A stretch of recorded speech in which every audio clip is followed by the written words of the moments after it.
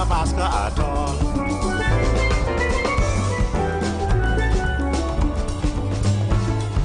Venkataraghavan, Bedi in a turban, Vijay Jaishima, Jayantilal. They helped to win the series against the West Indies at Sabina Park and Queen's Park Oval. 158 by Kanai really sent our hopes up high. Noriega 9 for 95, the Indian team they still survive. It was Gavaskar, the real master, just like a wall. We couldn't out Gavaskar at all, not at all. You know the West Indies couldn't out Gavaskar at all.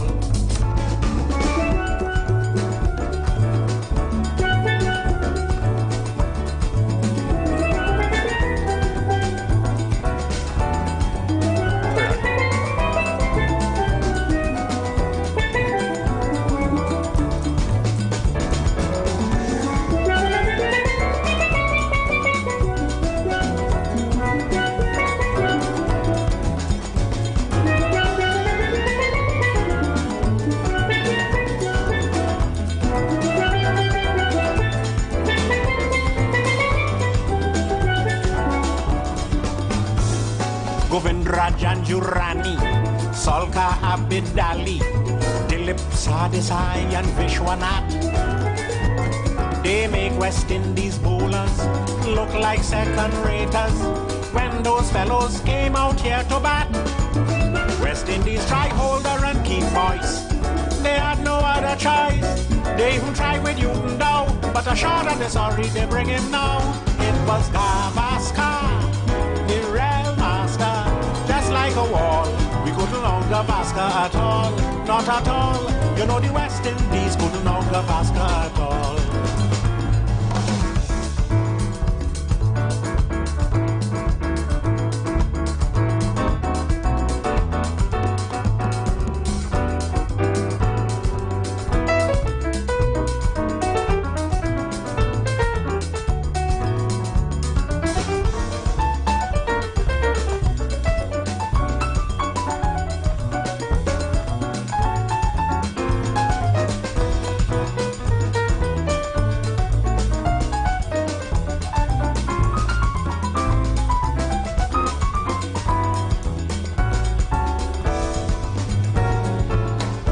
Desmond Lewis, also Charlie Davis, they take a little shame from out we face.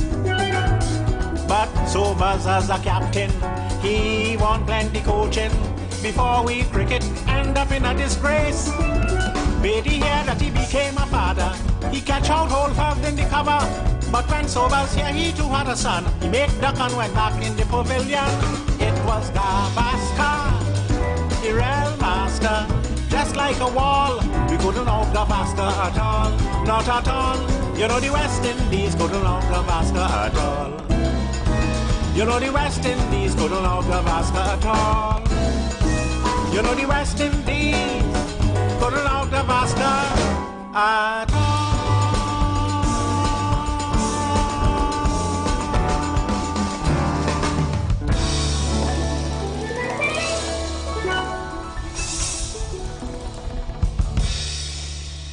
Welcome, welcome, welcome to the Third Empire. I must say it have been a while. But as usual, you know, we must start by giving thanks to be here today.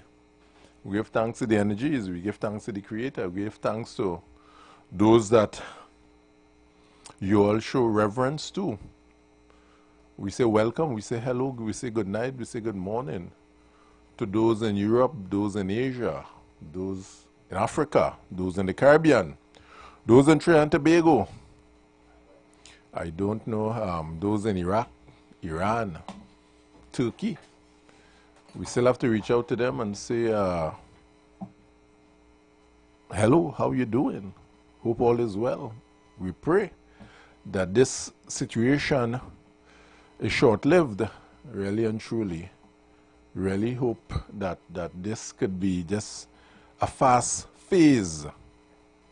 Yes, I'll bring back normalcy. I must say good afternoon to my brother in Radio, Mr. Matheson. Yes.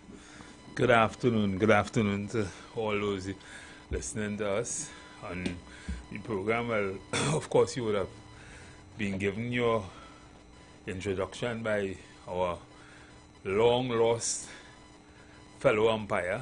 We did talk about him last week, and we did say that he absconded in some way.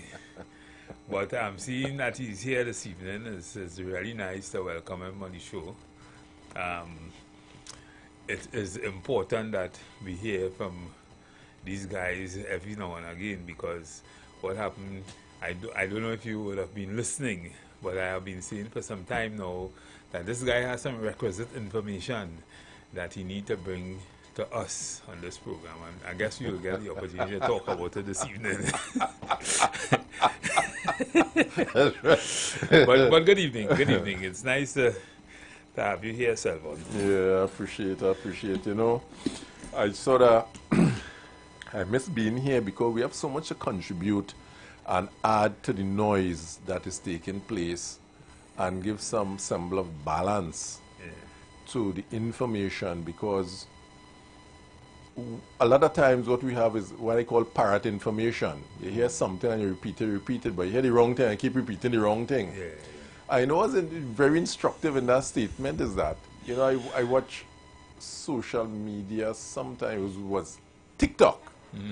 And, you know, they're actually saying a lot of the information pertaining to the war, that's analyzing the war, was in our chat, man.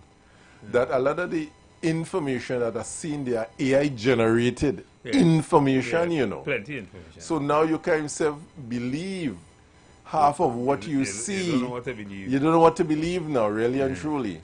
You know? Because it's looking so authentic. But you have to know what makes sense and what doesn't make sense, how to analyze, dissect the information, because clearly most of the time there are clues. You'll hear news that you consider authentic news, and then you'll see other things at variance, and you should be able to discern what might be the correct thing or what may not be the correct thing. That is only if you do the reasonable man test, you know. Trader, I don't do the reasonable man test. We run with things. Yes, and we make decision on things we hear down the road and so forth. So for me, I look at consistency with certain things. So I don't necessarily get news from the news source that, you know, what Donald Trump himself called fake news. I get news from, I listen to certain commentators. I listen to, and those, not just certain commentators, but commentators that are long proven persons that you've been listening to for years and that kind of thing. And I listen to them, I listen to their analyses, and I listen to different views from different people all over the country. All over the world, I should say. But still form your own and opinion. And I form my opinion based on it. Brilliant. Few people does that. We just take it and we run with it. And when you measure, and I know you do it sometimes, you would watch CNN, you would watch BBC, then you watch Al Jazeera, and compare what they're saying about the same thing. And watch Rion. You know. And see how they analyze, because a lot of them have their own biases, And then you have some if you're talking geopolitics and things, you have some men who are known, right? Like Jeffrey Shores and you know, them kind they're of shooting straight all the time. They're shooting straight, and you know them. You hear the analysis all the time. You have John Musheimer, right? University professor, Chicago. You have a couple of them who you could listen to and rely on. You kind of know. It's credible, you know, sometimes you listen to. Well, I don't listen to the local economists and so forth, and what they call the political analysts, or what they call them and so forth. It's a humorous bunch, really and truly. And I try and figure just parroting narratives of some one thing. You know, we are so Americanized in Trinidad. That everything we hear from America, we kind of believe it. There's a song in America and that kind of thing. So, but I've grown from doing that same thing, that listening to American sometimes analysis and analysts and that kind of thing speak, you kind of come to the conclusion that, hey, listen, everything you're hearing on CNN and all that. It had to be true. Sometimes, remember, they try to manufacture consent by saying the same thing over and over and over and preaching a particular narrative. Yes. Yeah. So you will probably feel that this is it. Yeah. But that's not it. You had to read between the lines, you had to listen to everybody, and you have to understand the facts and what is the facts and what might be opinion and what might be something they're trying to manufacture to create a particular consent or create a particular narrative. And if you don't do that, you will just be talking things, and people who know will be looking at it in a certain kind of way. In your opinion, do you think this is predicated upon the fact that a lot of people stop reading and they're just taking information on social media and as gospel? So it's easy to manipulate the masses now because, you know, as Donald Trump said, well, I win the last election using social media and TikTok and so forth and so forth. The thing is, well, he said that. Is it because people don't look at empirical data and analysis and they just go with sensationalism that social media spreads to make decisions? Well, if you want to make informed decisions, looking at social media is not a bad thing. But you have to cross-reference things. You have to check things out, but right? then you have to read. And so you had to read. You had to do some reading too. Yeah. And you have to, it's easy, life has become so fast-paced. It's no longer one media source, it's no longer one nothing. And so sometimes to even try to read all of them, it's difficult.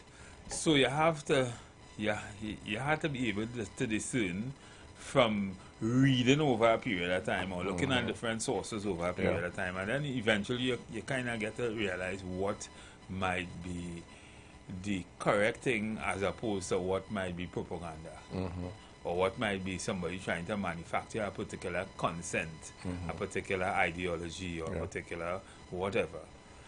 But and a lot of it come from, you know, persons who would have studied at the tertiary level will understand what we're saying is that a lot of it comes down to your opinion of what you have read and how you interpret that.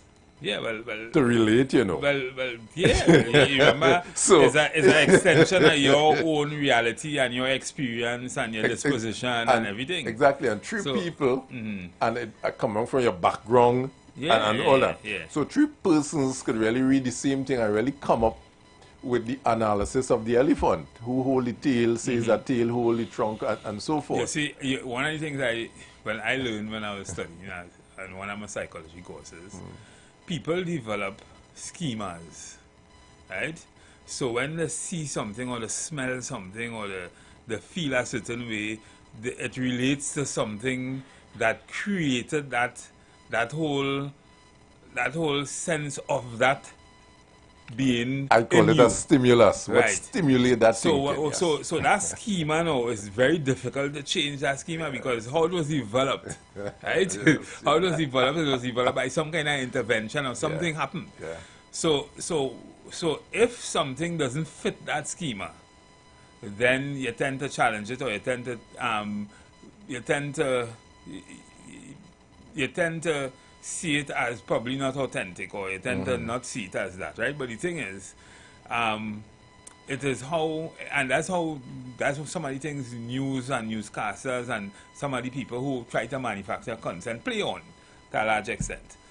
But you know, the world think that probably America is the biggest, baddest thing, we had the best military, that kind of thing, without probably examining, yes, they may have that, they may be that, but there are other players who may have things that outmatch them in certain areas and that kind of thing.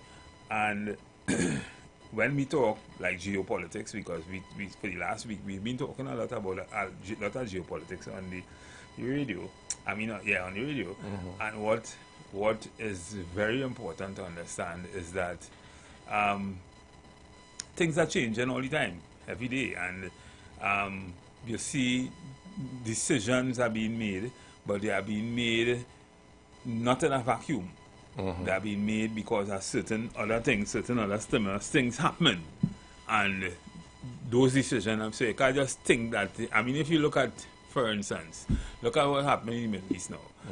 Look at what France and even Britain, look at their stance in it. You would think that they are part of NATO, is a member of NATO who did that, or just running and those thing, but they are now saying something totally different from what, say, our Prime Minister was saying, and what, you know. And then you have the other players in the European Union who are totally against certain things, and, you know. So one has to examine everything. Everybody will, to the extent of their reality, to the extent of their experience, to the extent of their upbringing or whatever, and how they think, or to the extent of what the people they rule, how the people they rule think, and what they expect from them, and that kind of thing, they will make decisions on the basis of that. Yeah, so true, so true. You know, I'll give you one analysis that it says. We say the war, you know, I hear senior politicians in the U.S., members of Senate, say it's not a war. They're trying to redefine it, because for America to go to war, you need to get Congress. So they're not calling it a war. Jesus Christ. But you see, I'm glad you're going there, because you see, at the end of the day, you know, I think Trump and them they make a decision, and they hoping that certain things happen.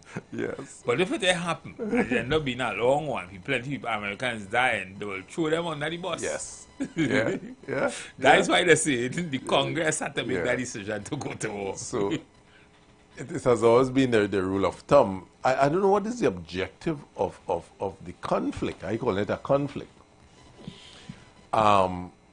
Was the issue really, what started it really, in terms of, if you say, okay, Ayatollah was given trouble, let's say that. So no, I have my take. I'm going this is actually a rhetorical question. Yeah, I'm going to misspin. Right, okay, because I say, well, okay, if you don't kill Ayatollah or whoever given trouble, you're Captain Maduro, let me say.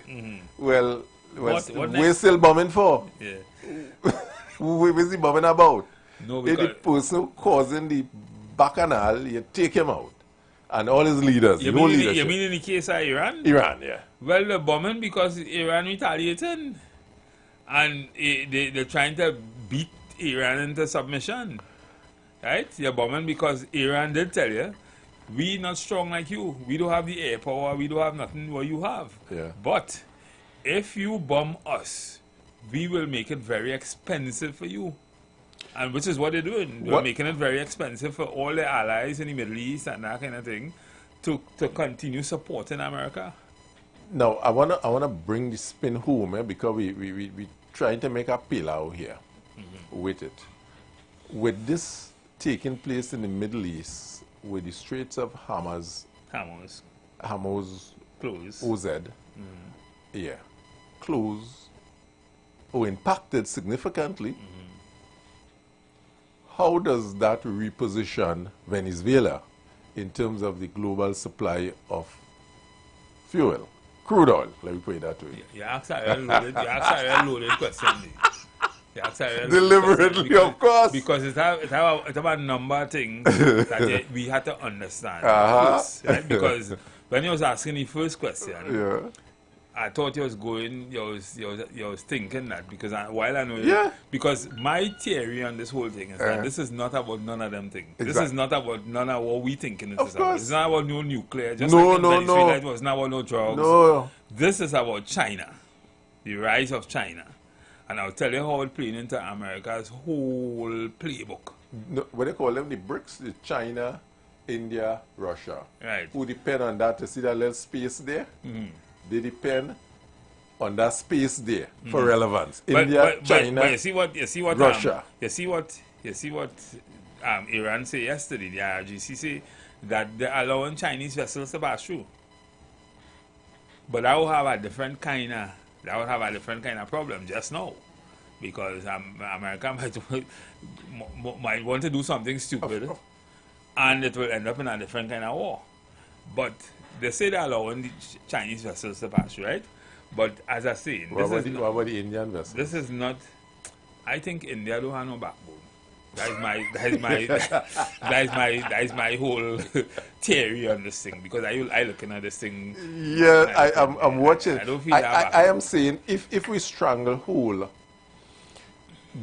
because oil still play a critical part, a major part in the existence or survival of countries. They still stand out there.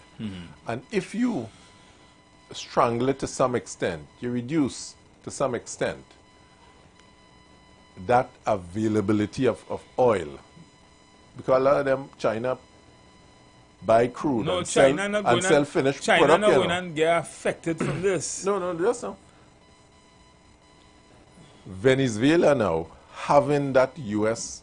influence or control over them. Now, the very largest crude reserve we have, right? Yeah, but they can't bring it to market.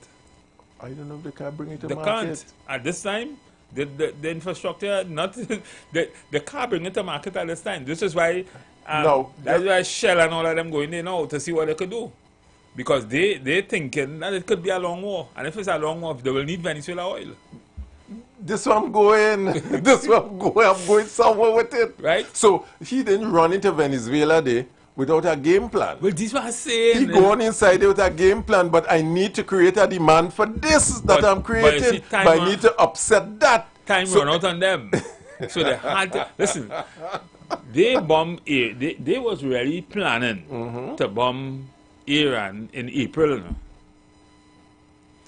But Netanyahu and the intelligence realized that they was going to have a meeting where they could get everybody together, about 50 of them.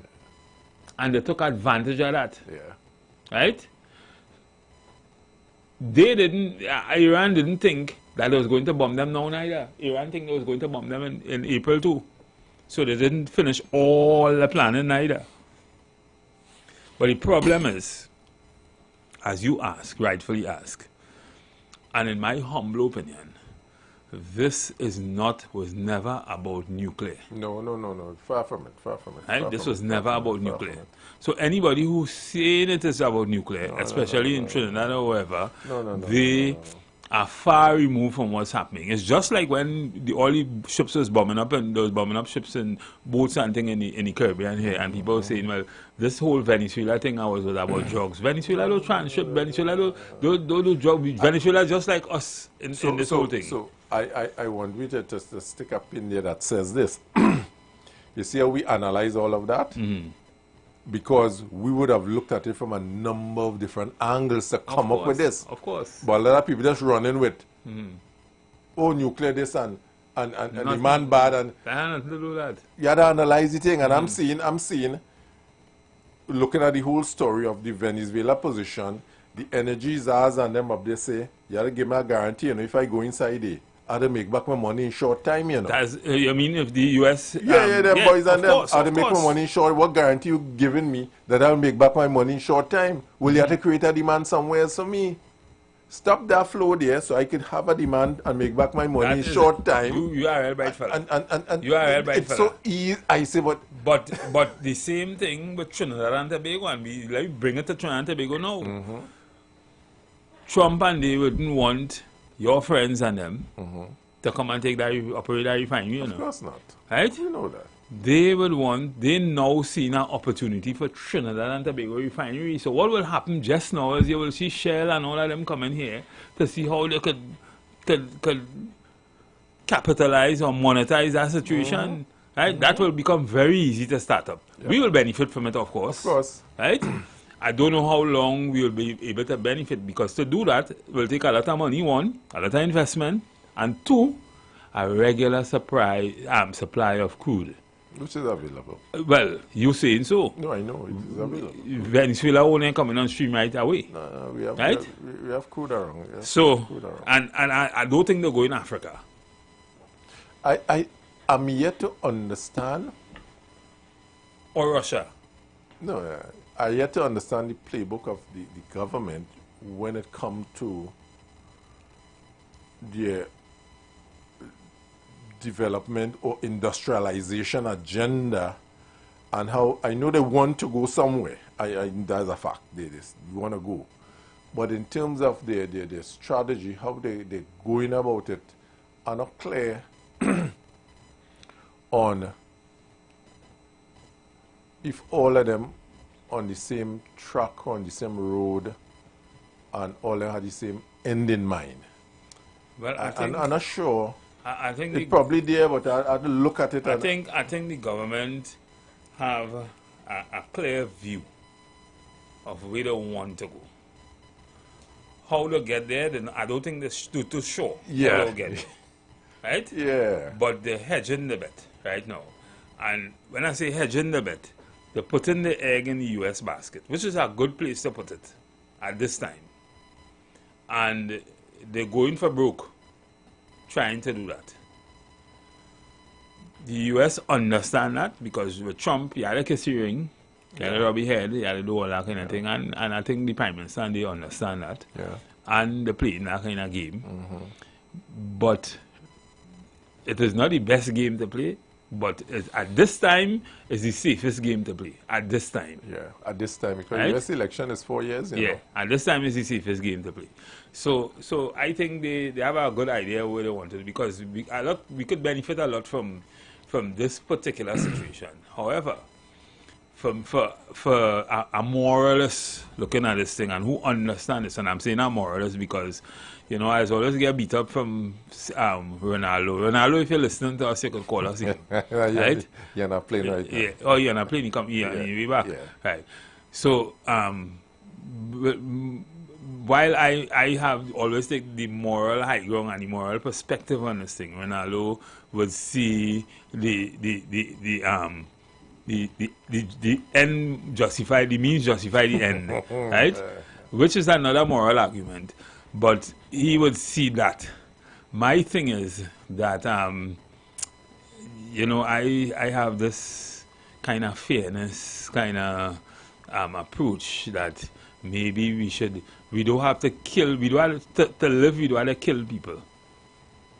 We don't have to be unkind to people. Yeah, I understand. We don't have to bomb up nations and that kind of thing. Everybody can live like one, but some people want everything. They want to they see, and this is why we have any problem that we have in China as an existential threat to America's development. China is growing at exponential rates.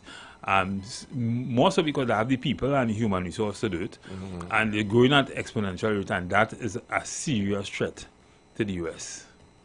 So if we could slow them down in some way, if we could do what we're doing to slow them down in whatever way, but what that is doing, that is a risky thing to do, because now you're pushing away people you see in America as not a rational partner, or a rational actor in the whole thing. And if you're not rational, eventually we'll start to be afraid of you.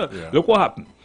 When and the fall or the eroding of the American dollar didn't start with China taking out selling the stocks and that kind of thing on the American market, or reducing the debts, or taking back the money they put in selling American debt. It didn't start there. It started when the world started seeing that in a war you don't like, you decide to freeze Russia money. Right? You freeze 300 and something billion Russian dollar, US dollars that is held in accounts, in Western accounts. If you could do that to me, because you don't like the fact that I went and bombed Ukraine for good reason, then you could do that to me. And China say, listen, I holding 3 trillion of yours. I going and start to reduce that. Could we? You know, people call it geopolitics for a nice word. Sometimes you can just simplify it and say it's bullying, and who are the bigger gun win, you know? Well, of course. Well, then we come down to bullying. This is usually Ronaldo's position. I had the bigger gun, what you do, man? Normally to do those things, you go before the National Security Council, UN. Before you go and bomb a man, you know, and we discuss. Well, America and we don't care look. about that, you know. America bigger don't gun. care about that. It is a bigger gun win. America, they stand up and a lot of bravado. We will have complete domination of the airspace in Iraq in the next 2 days, and we could do what we want. That way we could fly F-35 and think low. We could do anything we want and that kind of thing. I don't know. they do have real firepower. But what Iran have been doing for the last how much years is planning for this. Yeah. And so they have the Fakal 1 and 2 and that kind of thing. The only fear I have, Marty, in these things, you know, they're just saying America always fight war out of America. That somebody will say, well, here, what, let me take it home to them. Let me distract them so you have time with me in Iran. I'll keep you busy home a little bit and so forth. And we have to be mindful of things like that. All of these, you see, what America do, but what they do is make it very risky for people living in the West. Yes. By the action. You do what you did in Iran. What do you feel? You feel you're going to kill all them people and everything? You feel you just create good people? Huh? Everybody will get good? Yeah. Some people will be bitter and hurting for like years. But look how people was crying when nothing you hear people say death for American and all that kind of thing. Yeah. We have to be mindful of that. You're creating a whole set of baby demon. When you kill all them people in Gaza, what do you think you do? You think anybody like you? Anytime they get a chance, they'll bomb you, they'll do you. So when you say these people is bomb money, I mean, that's their ideology. That's how they defend themselves. You can't vex with them for that. You went Vietnam, you kill a whole set of people. You went Korea, you kill a whole set of people. You went Japan, you kill a whole, you destroy almost a whole nation. Right? All over the world you're doing it. So people seeing that and realizing, hey, so you just doing that for what? World domination? You know, we look at these areas of activity because it is what is presented in the news. CNN, BBC and so forth, and the trait in our face all the time. And what is sad, an observation I made during the 50th CARICOM heads there. And even before that, we spoke about it in the past, and I'll segue into that. How the news is well, we say biased, how they go after what is of interest to certain people. In the CARICOM heads, the president and chairman of the Afrexim Bank was there, made a presentation where they moved the limit, the lending limit for the CARICOM, the 14 CARICOM countries. Well, 13 who signed on, Trinidad haven't signed on as yet, to $5 billion US available for projects of various kind. That's for the whole Caribbean? For the Caribbean, for the 14 Caribbean islands and so forth, yeah? CARICOM. So he made a presentation there. Not one media really carried anything about that. Well, you see, you know, I don't think, to be honest with you, I don't think politicians in Trinidad and Tobago... Not politicians, I'm talking about the media. Well, yeah. I forget politician. I'm going somewhere, I'm going again, you know. The Western media, or whoever media, so they talk about BRICS and all of that. And that's going on with China and them, yeah? You know, 29 African countries right now trade in their own currency. They don't use the SWIFT system no more. Well, you know... So, what I'm saying, a lot is taking place that people not aware of, that is of benefit, positive things, in terms of vehicle manufacture, in terms of IT, in terms of fintech, in those countries that you never hear in the Western media, being carried as a lot of the foolishness here going on, but a lot of positive things are taking place. Yeah, and which is why we will always remain, and coming back to us here, because we don't think so. We just think about we just think about getting revenue to buy things. And Lloyd Best said we are by and large commission agent. We not know real economy, right? What we producing for the world, conkers and biscuit and thing. Listen, here what happened. We need to start for us to be something relevant. Yeah. We need to start to produce something the world needs. Yeah. Right? To compete. And we doing that. So right now we're just fighting up to survive, hoping that oil and gas and whatever happen could come on stream. But we don't have thinking politicians because we're just thinking about survival. And so we're not thinking out of the box. Our education system is not designed for us to think out of the box. And that's one of the problems we have been trying to make. And that is where the transformation of the economy had to start taking place. Not repeat that which we'll be doing for what, 62 years or how long. We're just doing it, but again, you talk about it a number of times in terms of where's our 100-year strategic plan? Well, where's our 50-year strategic plan? Let me just have one for 30 years. let me do like what China do or Singapore. In terms do, of, just for 30 years. Of a clearly defined path for development and growth, really and truly. So all these things are happening around us and so forth. And we just playing catch up with like, you know, like what they call this, the thing on the dashboard, the car just shakes up, we just shaking so going along the road. That's dash it. dog puppy. Yeah, that's it. So we know what's going on, and I tell people, I say, yes, so we understand what's happening in Russia and China and so forth. Do we even understand what is happening in our own economy? Do we even understand what happened there, how it's affecting us? Yes. And how are we segueing ourselves to survive or reinvent ourselves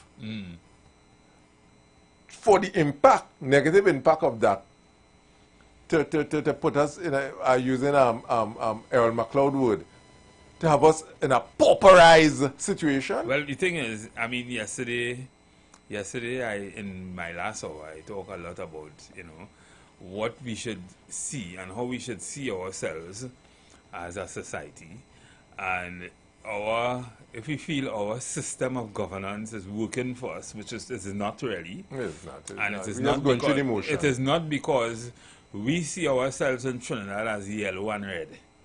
We don't see ourselves in Trinidad as Trinidadians or Trinbagonians, right? Yeah. So it is not a national thing to want to support something because it will do something good for the country. It will be for the betterment of the country. And we think tribe. We think tribe all the time. Yeah, we tribal all the time. We adversarial all the time. And it is like that with almost everything. And that to a large extent is a concern, is a challenge. That's one of our Achilles heel. That's one of our challenges. Right? We had to get past that, and once we get past that, we'll understand why there's a need to do what you just said. That 30-year plan, because politicians prefer to plan for 5 years. Because they're just thinking about election. Because you're just thinking about election. You want to win again, and then you start over, government change, and you start over again, and there's a whole lot of money you're spending on all kind of things. Yeah, but himself, Marty, within 5 years, there are a lot of positive things that you can do. For development, you know, you don't win all the things, you know, but you must have some milestone. Okay, I come in for 5 years, right? Next election is 5 years. But I must have some milestone, significant achievement that push the country one step closer to a developed country.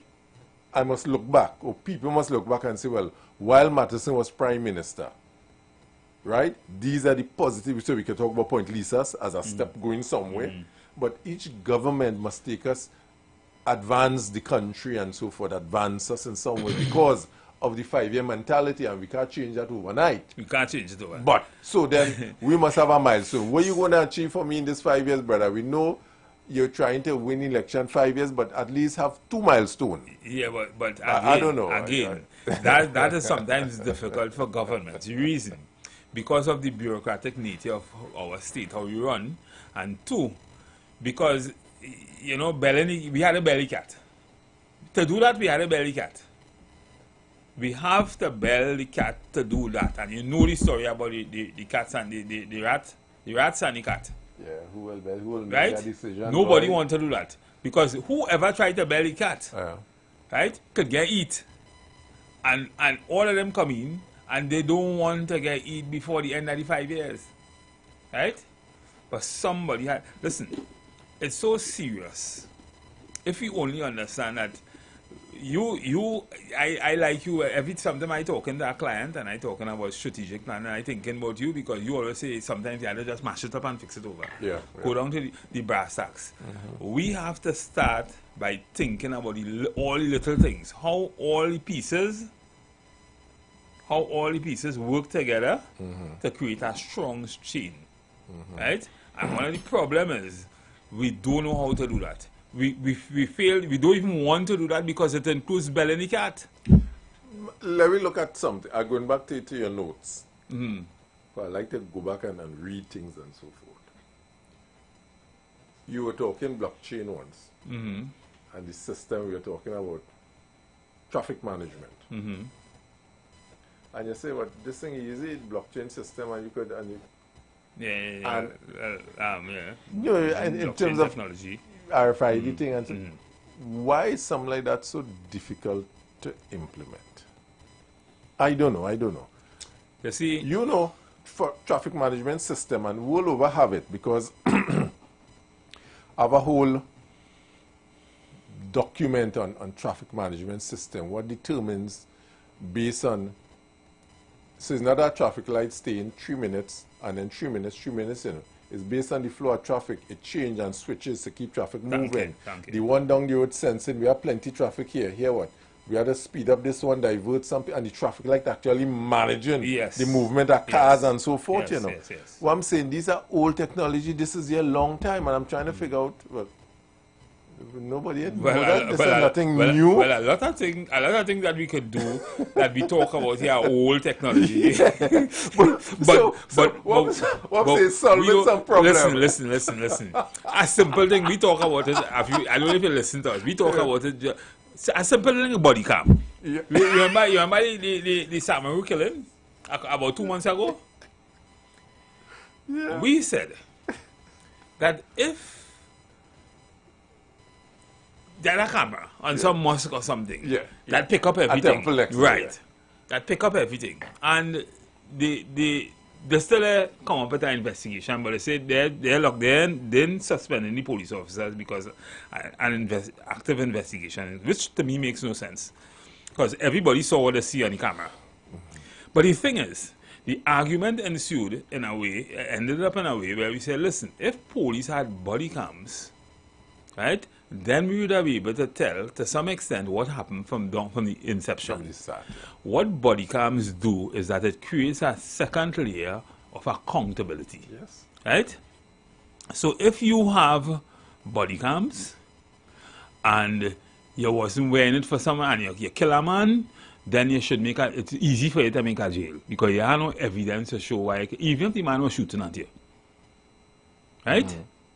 And if just like you telling the public that you need to drive with a seatbelt because if you crash you could die or you could kill people or whatever, then you should understand the idea of the principle with body cam is almost the same thing. Right? Does the use of body cam, I just being mischievous here in this statement. Does use of body cam, it doesn't have to be legislated for police to wear body cams? No. Stop. So it is what we call an instruction from the and you have policies and you have policies in your workplace? Good. Why it is so difficult for that to be established in the police service? Well, I don't know, ask them dumbass people who run anything. You understand what I'm saying? And we're trying to go forward, but and everybody's like Tom Dooley. And like we don't have a. And you know me, I always say, Trinidad only have one problem, a management problem, only one problem Trinidad have, You sit down with, we say something, I sit down with 6 big men and I try to explain to them a simple concept and they even understand. They can't even see why I'm saying that.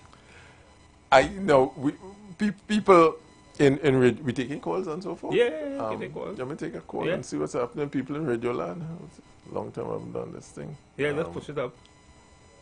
Which one is there? No. Yeah, push up. That's the phone. Touch the phone. Yeah, touch the phone.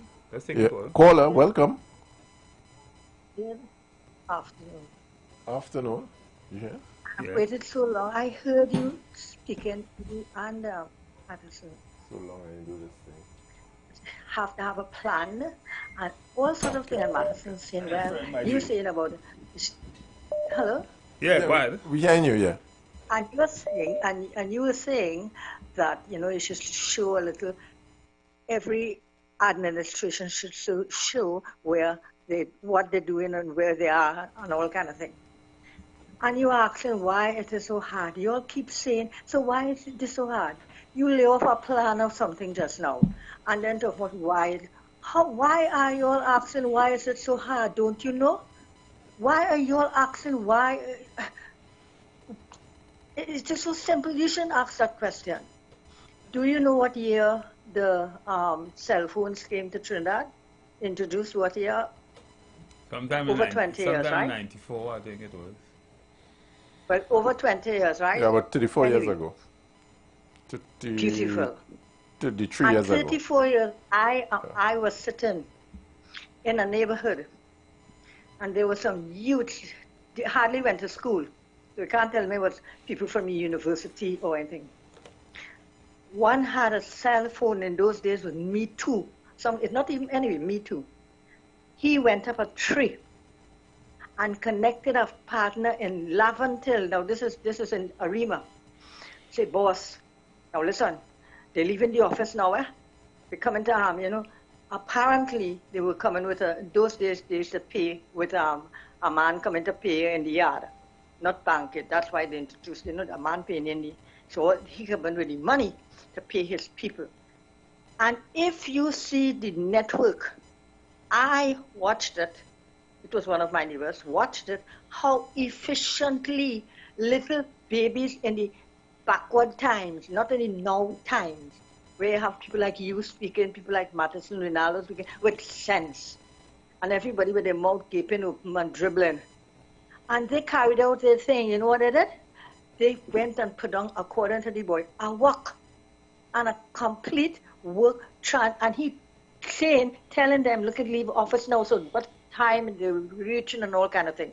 When I saw how that went down, I said, what you all have to do is integrate the bandits, because at least they are level-headed and their business runs smooth. Into how to solve this and how to solve that and how to dig out that and how to do things. People in office and in administration are dumbheads. They're there for the money. You all know that. It's not country and people, you know that. And the people who should be in administration, let's say like you, are not there. No, I'm going up for office in 2030. I'm running for office and so forth. So yeah, I hope I could garner the support. While I'm here, I could garner some support. Not 2030, I ready. Right, you're ready now. You shouldn't say no, I'm serious. No, I'm serious. I'm looking to go for office because I feel I have a contribution to make, really and truly, to development of this country. What is your name? Selvon Mitchell. Your name? Selvon Mitchell. Mitchell, Mr. Mitchell. That again is talk. You see, when I see Mitchell and you pit here and you're going up and you're I spent 9 years in government, you know, under the Patrick Manning administration. I don't want to know if it's spent it in the bandits I told you about. I came back out and I'm looking to go back in. I'm one who willing to put my hand in the ring. Right, but you are willing, but Mr. Mitchell, the bandits who carried on their work so efficiently was 34 years ago, not educated, did not go to school, I know personally, and they carried out a total plan to whatever, wherever you were, whether it was a sweep in the canal, you have to have common sense. So I say you might be one of the people, should be in office. So here you're saying you're going there, and then tomorrow morning I have to hear, as Matheson say, who's going to bail the gap, and who's going to bail, and this happening, and this is the government, and you're like to play along. You shouldn't be, you know, you all must be the advocate. You all must be, don't go up with nothing. You spend how many years? 9 years in this. You have to forget them years. You have to bring new things, new ideas, and wake up these people's minds. Because they're still in the cotton fields. Thank you. Thanks. Excellent. Okay? Appreciate it. And I'm waiting to see. I would not forget that name, eh? Don't let me have to come back to you. Appreciate it. Thank you. I thought you wasn't going to do something. No, you are doing it. I'm doing it. I'll be here every day talking about it, so you will never forget. Have a blessed one. Okay. Bye-bye. Okay. Yeah, I think the system of change is not difficult for let me take this caller. Yeah, caller, welcome. Welcome, caller. Good afternoon, gentlemen, and good afternoon to you listeners. Afternoon, welcome. Mr. Mitchell, come back. If you're really going up for election, that will be the first party that I will be joining. Because I appreciate your endorsement.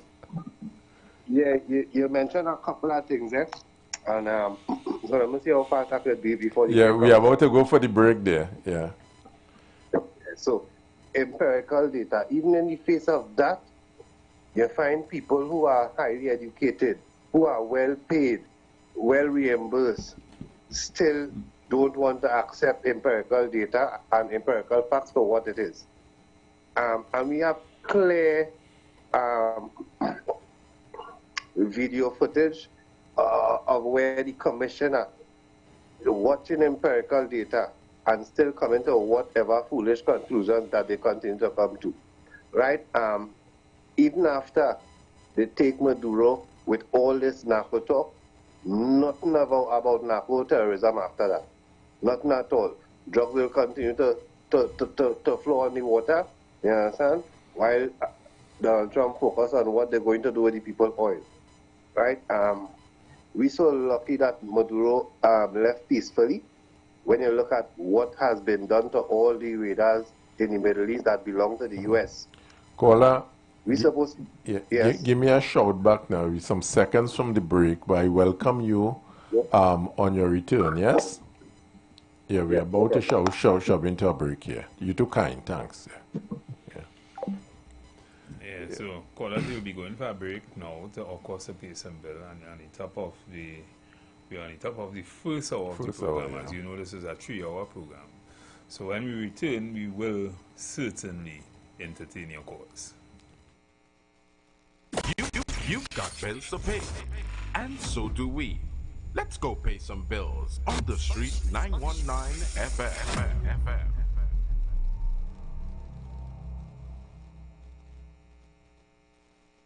Jump into savings at Furniture Plus. Enjoy up to 40% off in-store and online. Find amazing deals on furniture, appliances, mattresses, and more. Plus extra discounts on credit plans and free gifts with select purchases. Save more at Furniture Plus today.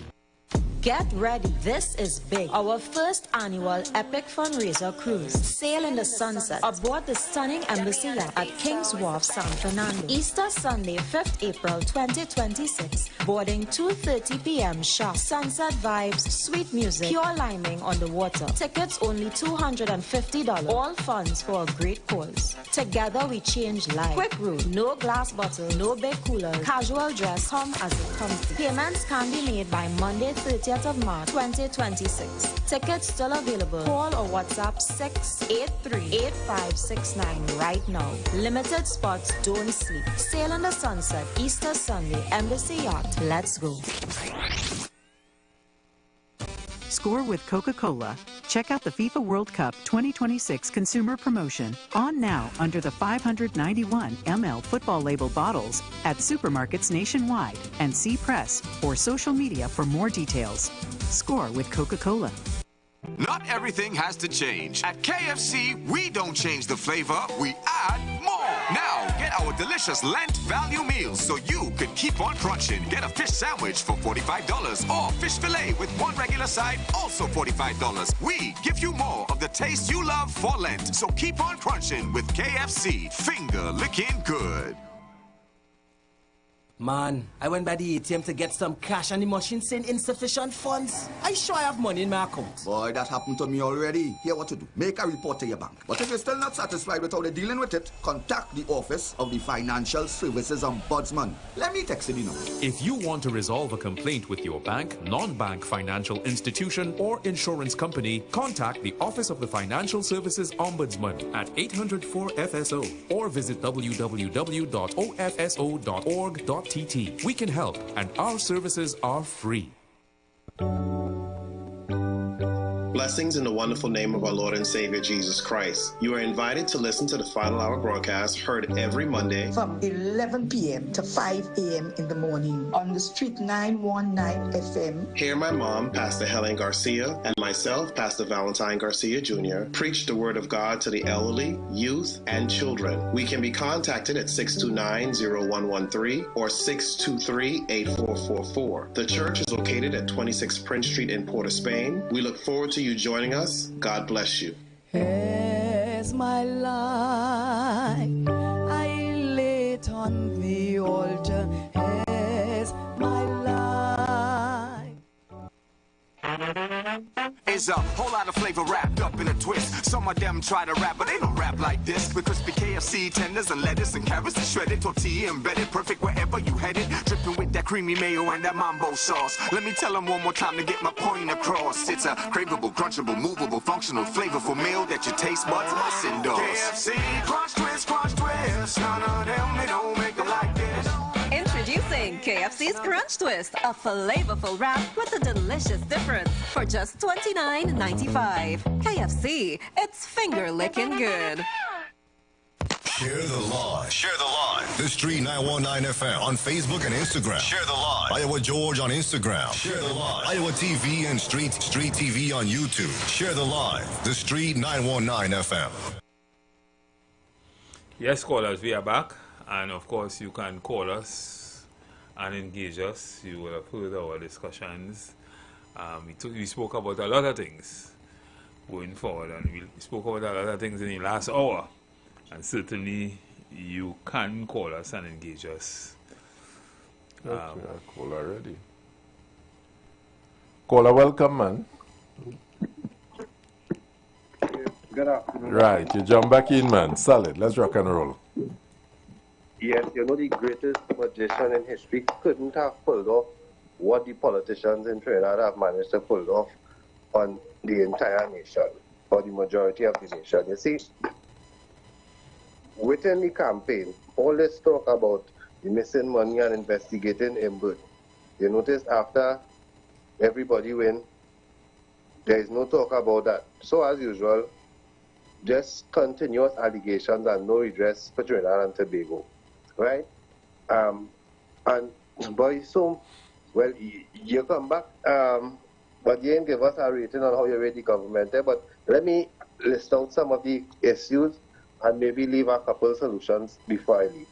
But we have a Prime Minister who have no problem with making allegations against two independent senators and not revealing it so that the matter could be dealt with, especially based on the important portfolio that these people are holding. Right, so you just make the allegation, and in sometime in the near future, when our debate has to be had again, the same two senators will be present, and you're going to wait until the end of the process to accuse them again? This is the level of nonsense we just have to deal with from people who just encourage people to, if you have information, take it to the police. Right, and it's the same thing with all the political parties, because Dr. Rowley and them make so much accusations against people, contractors, and when they reach in power, they hire back some of the same contractors. They create no laws to put that you can't get no government contract if you're already under investigation for some sort of kickback or corruption. Nothing like that, right?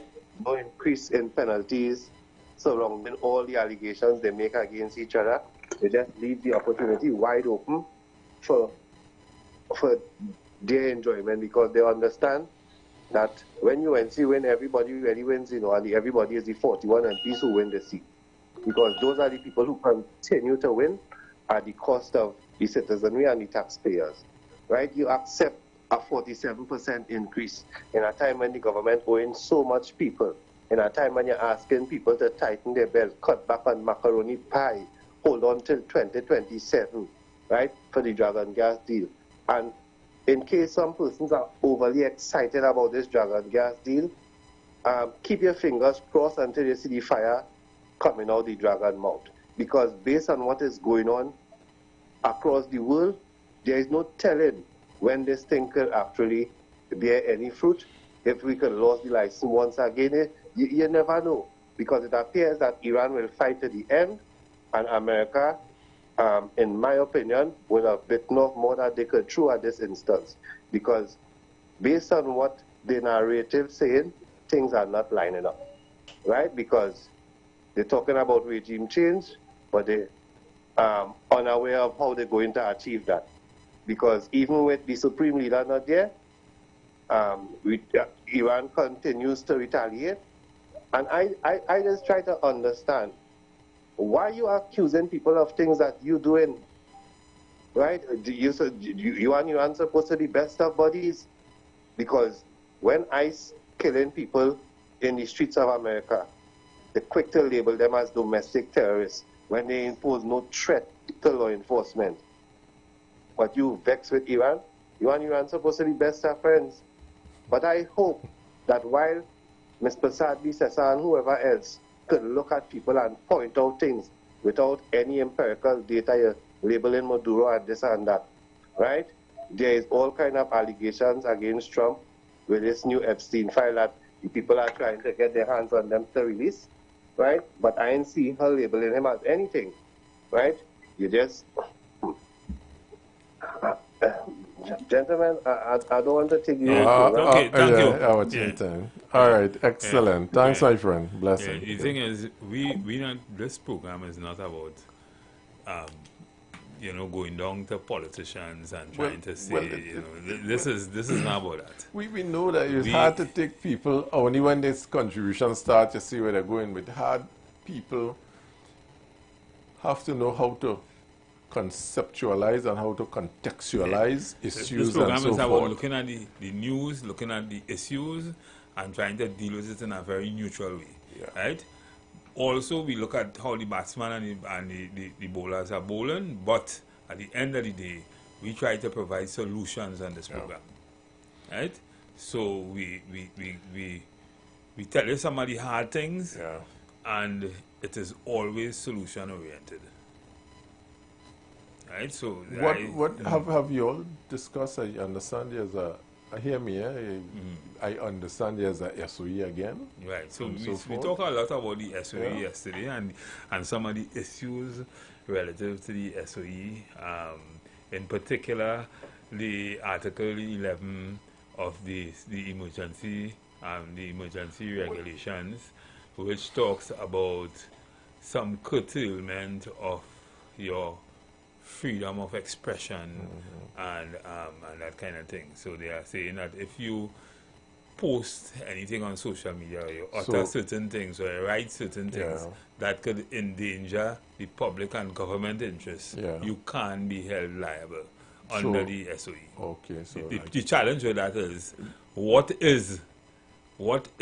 determines that? Who determines that, and how that is determined? How does a policeman or whoever, Well, you see, I get confused there now, because are we saying that the gang members using social media and saying things? I don't know, I'm being mischievous here, but what I'm getting at, what is it? I like to take some, what is the mischief? Well, they want to address, and they had to identify. They can't be all over the place. They might be your friend, your friend Roger Alexander might be able to tell you what is the mischief. Because really, I mean, if you're saying that you have a state of emergency because you have an increased murders and gang and what have to do with social media now?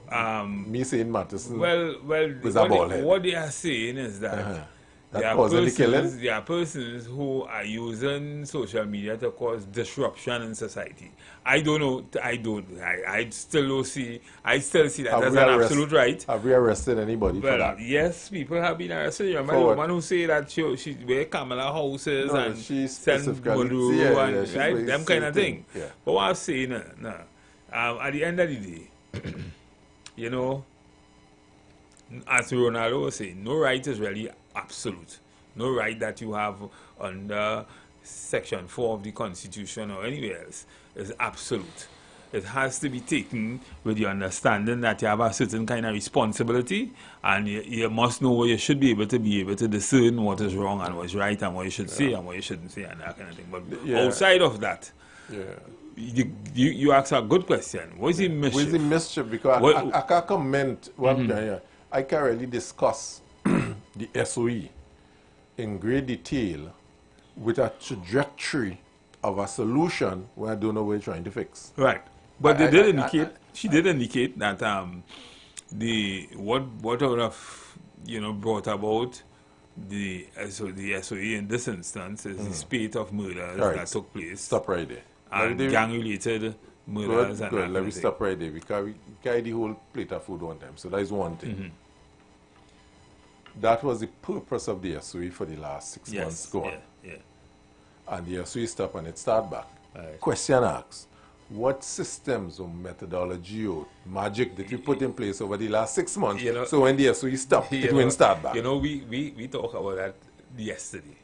So maybe the callers, because we, you know, I say this all the time, listen, puzzling if you, and it goes back to what we've been saying, what we just talk about, planning and all that kind of thing, and breaking up the systems and fixing it back. Because if you have a bad foundation, right, which is the police, how you hire them, how you train them, how you allow them to function, how you allow them to, you know, where you break them out into.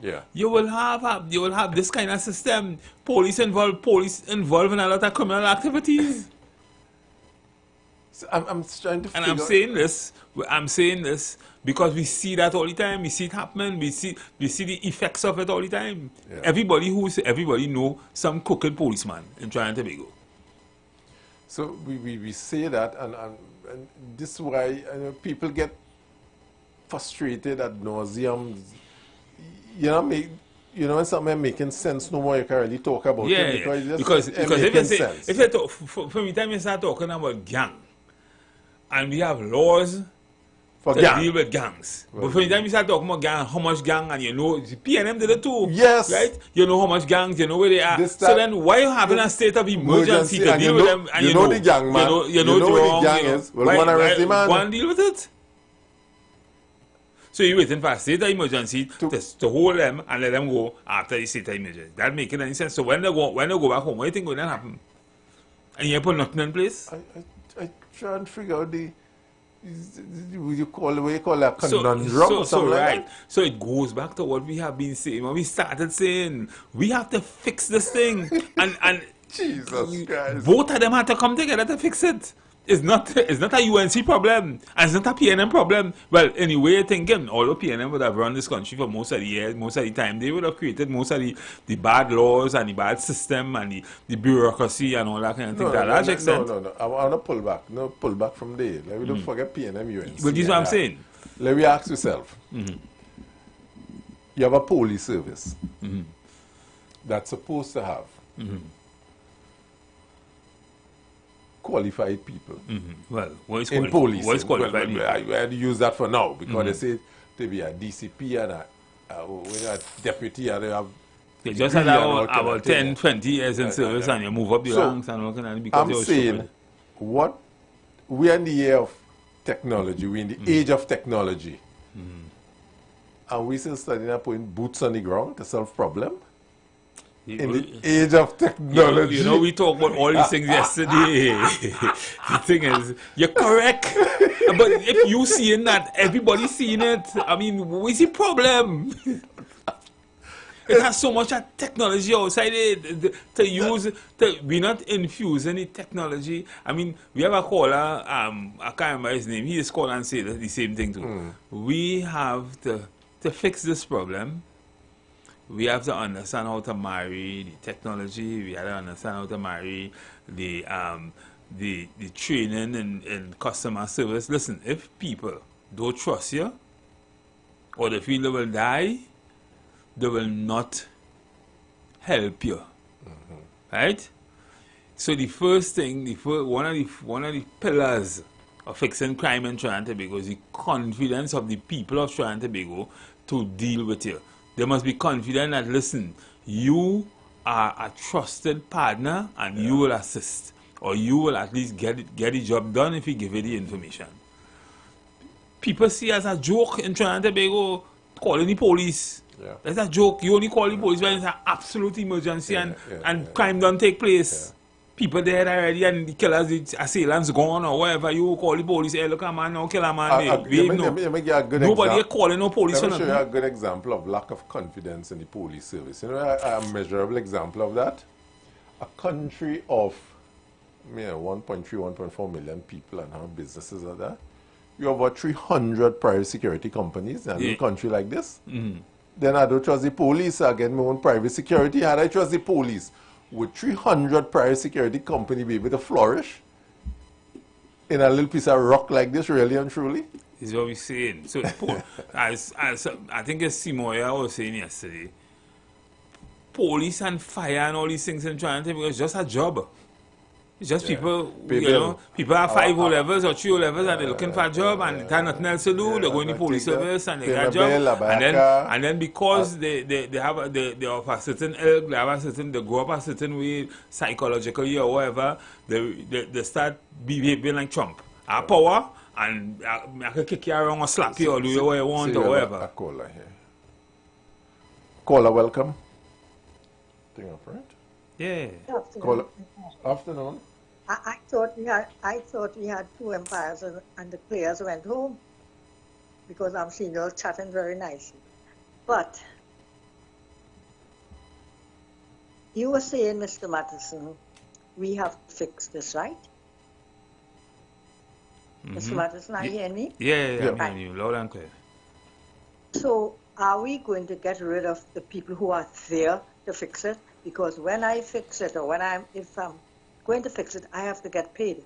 And I can't be paying people for doing nothing, and I do all the hard work, right? We are commentators on the radio. We are saying things as we see it. You could listen, choose to listen and agree or not agree or whatever. Right, but I'm saying exactly what you're saying. We have to fix this, right? But if we have to fix it, we have to remove the people who are there to fix it. Because they can't be doing nothing then, because, you know, if you have to come in and fix it, they are doing nothing, you know. So the first thing we have to do is you, again, and your humble servant next door, when you are ready and stand up and going to fix it, I'll be right there, and you have a lot of people. This evening show, she should have already balled into our party, you know, unless you're hoping to join somebody else, you know, join a party. Well, I don't know about my partner here. But I don't know about my partner here, but I in a party already. So I don't know what my partner here if he thinks. So when you I know get it. So when it's saying you have to fix it, you and the party, all right. Meaning you will fix it because you're already there poised to fix it. Well, then then you should be on the ball already, Mr. Matheson. At least the humble servant is not nowhere yet. Well, I am only at a link in a long chain. Only? I am only a link. Only? We are all only only. We are all only a link in a chain. You are not only. Okay. You may be the most important link. It's not a matter of only a link.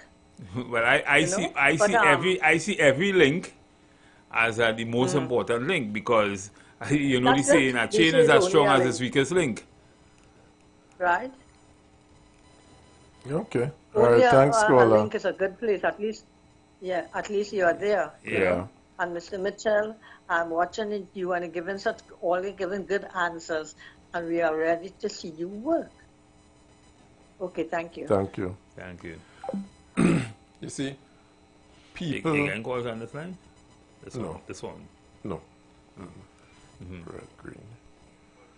Welcome, caller. Afternoon. Good afternoon, gentlemen. Good afternoon. Mr. Madison? Yes. I'm seeing a new face. This is your new co-host. No, well, this is Selvon Mitchell. I know you hear a lot about if you listen to the promo, you will hear 3 employment relations, employment law professionals, whatever. This is Selvon Mitchell, but he hasn't been with us for a while. Oh, first time I'm seeing him. Yes, he hasn't been with us for a while. Welcome to the program. Yeah. I listened to that last caller yesterday. And she was going all this, and we are the government, and we are the government, and we ain't doing nothing. And I'm saying to her, I couldn't get in yesterday, but I'm hearing her again. And I'm saying, 50,000 people went home. Anybody said anything? All right, there was an SOE, and people were afraid to protest, and they couldn't protest. The SOE was lifted. Nobody can jump out. So we are the government, and nobody, everybody was comfortable. CPET workers went home, URP went home, forestry, HDC, and not a damn dog back. I say like they're afraid to protest against the UNC. You think Dr. Rowley could have sent home as he come in office? It wasn't even a good month. Kadisha read the riot act. She rest the hurt on the CPEP and URP workers. And nobody said, I used to listen to all them talk show hosts. Nobody said nothing. Boy, you know, Dr. Rowley could have tried that, man. They would have bring out the riot squad. They would have called the SS Roosevelt, the SS Gerald Ford. All of them would have reached Trinidad because they would have mashed up town. But suddenly, the people quiet and they accept it. Look, they did nothing. And look, they bring an SOE in retail. I say, wow. Yeah, UNC boy, oh, you're real fortunate. You can't even say nothing. Look what they bring now. They're watching, you're hearing, they want to come into your conversation, your cell phone. Just now, talk show host might be a thing of the past. Because like you can't say nothing. What the hell going on? And then say Patrick Manning was a dictator? Where? But I really remembered, I wish they could find that tape where Patrick Manning had said, the late Patrick Manning, he said, if you make Kamala Prasad Bissessa the Prime Minister to run this country, she'll be a disaster. And so said Patrick Manning, your words have come to pass. Yes, it has come to pass. Because the kind of thing going down in this country, nobody's saying nothing. So, all you like it, all you take it as the girl said, Negroes for sale, for sale, for sale. Yeah. Oh God, Queen Victoria, I'm sorry you didn't get in the final. Thank I you, ain't calling caller. them African, I calling them Negroes for sale, and they're still buying them. Have a blessing. Thank you, caller. Thank you, caller. Next caller here, just so see. Hello, afternoon, caller. Yeah, good evening, gentlemen. Good evening. I'm a son to you, this brother. Was all the time. I'm good. Where this one was? I don't know. I don't know where he was, but he absconded for a while, and he just come back just so. I don't understand that at all. And the next one on a plane coming from Texas now, so you might see him. So he on a plane, yeah, he on a plane. Yeah, hear him this evening. all right. I just want to give a small contribution to the SOE. And as I mentioned sometime yesterday, if it is that the crime is done by 42%, I believe that is success, not in some of this. Yeah, that's success. That's supposed to represent success. That's supposed to be success. So if you had a SOE for so long, and then it has been proven that crime has went down by 42%, that is a victory. Okay then. Why call another SOE? If it was successful, why call it? What's the cause? You probably wanted to go down No. 42%? No, it go down more. Well, by 20%, I guess. I guess. You see, at the end of the day, caller, I think what happens, and I think all of us would realize that the crime went down because of the SOE and not any system or methodology that the police applied in terms of any crime fighting solution. It went down because we had a SOE, because as the SOE stopped, if it started going back up, then you didn't put no system in place. I think that is what is being revealed now.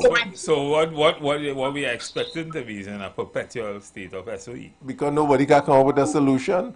Because if after 6 months of a last it's not even 6 months, it's more than a year, because it was for a long time. But so unless we cannot sit down and put a plan, a system in place, and I'm agreeing with you, we will always be calling SOE. So then this SOE might finish in 3 months or 6 months. And you will find out as you following month, you will get 2 or 3 months. And then the next SOE comes. So SOE is just a plaster on the sore. But you need to put some kind of program, some system in place to deal with the root of the problem. That is what we need to deal with. The root of the problem, the root of crime. Agreed. And unless we cannot get to that, we will be living for the next couple of years with a set of SOEs. And this is my point. As I said, I don't know who we could put in place if we could sit down with the opposition, because I know if a crime affects them too. But we have to sit down and come to some common cause to deal with the crime issue. I have heard that once you have a lot of unemployment breach crime, unemployment breach crime. And what are we doing about unemployment? Are we trying to fix that? Understand fighting in school start back up again. And that is another thing, sir. We put police in the schools. Now the principals of these schools are saying that it's not working. So we have to stop putting plasters on sores and get to unless we cannot get to the root of the problems, all we will be doing is having SOE after SOE after SOE, which really would make a lot of sense. Thank you very much. Blessings. Take care. The problems we have as a small country that is, we always say New York is over 12 million people and the solving problem there. We 5,400 square kilometers, I think we are small. Caller, welcome. Yeah. Good afternoon, this is Granny. Granny. Why is it my family, my neighbors, my nephew, nobody is afraid of the SOE? Why is it people is afraid of the SOE? That it is a law-abiding citizen. You are doing nothing. You are intent to do nothing. What you said, if they have a SOE, why? That is one thing. When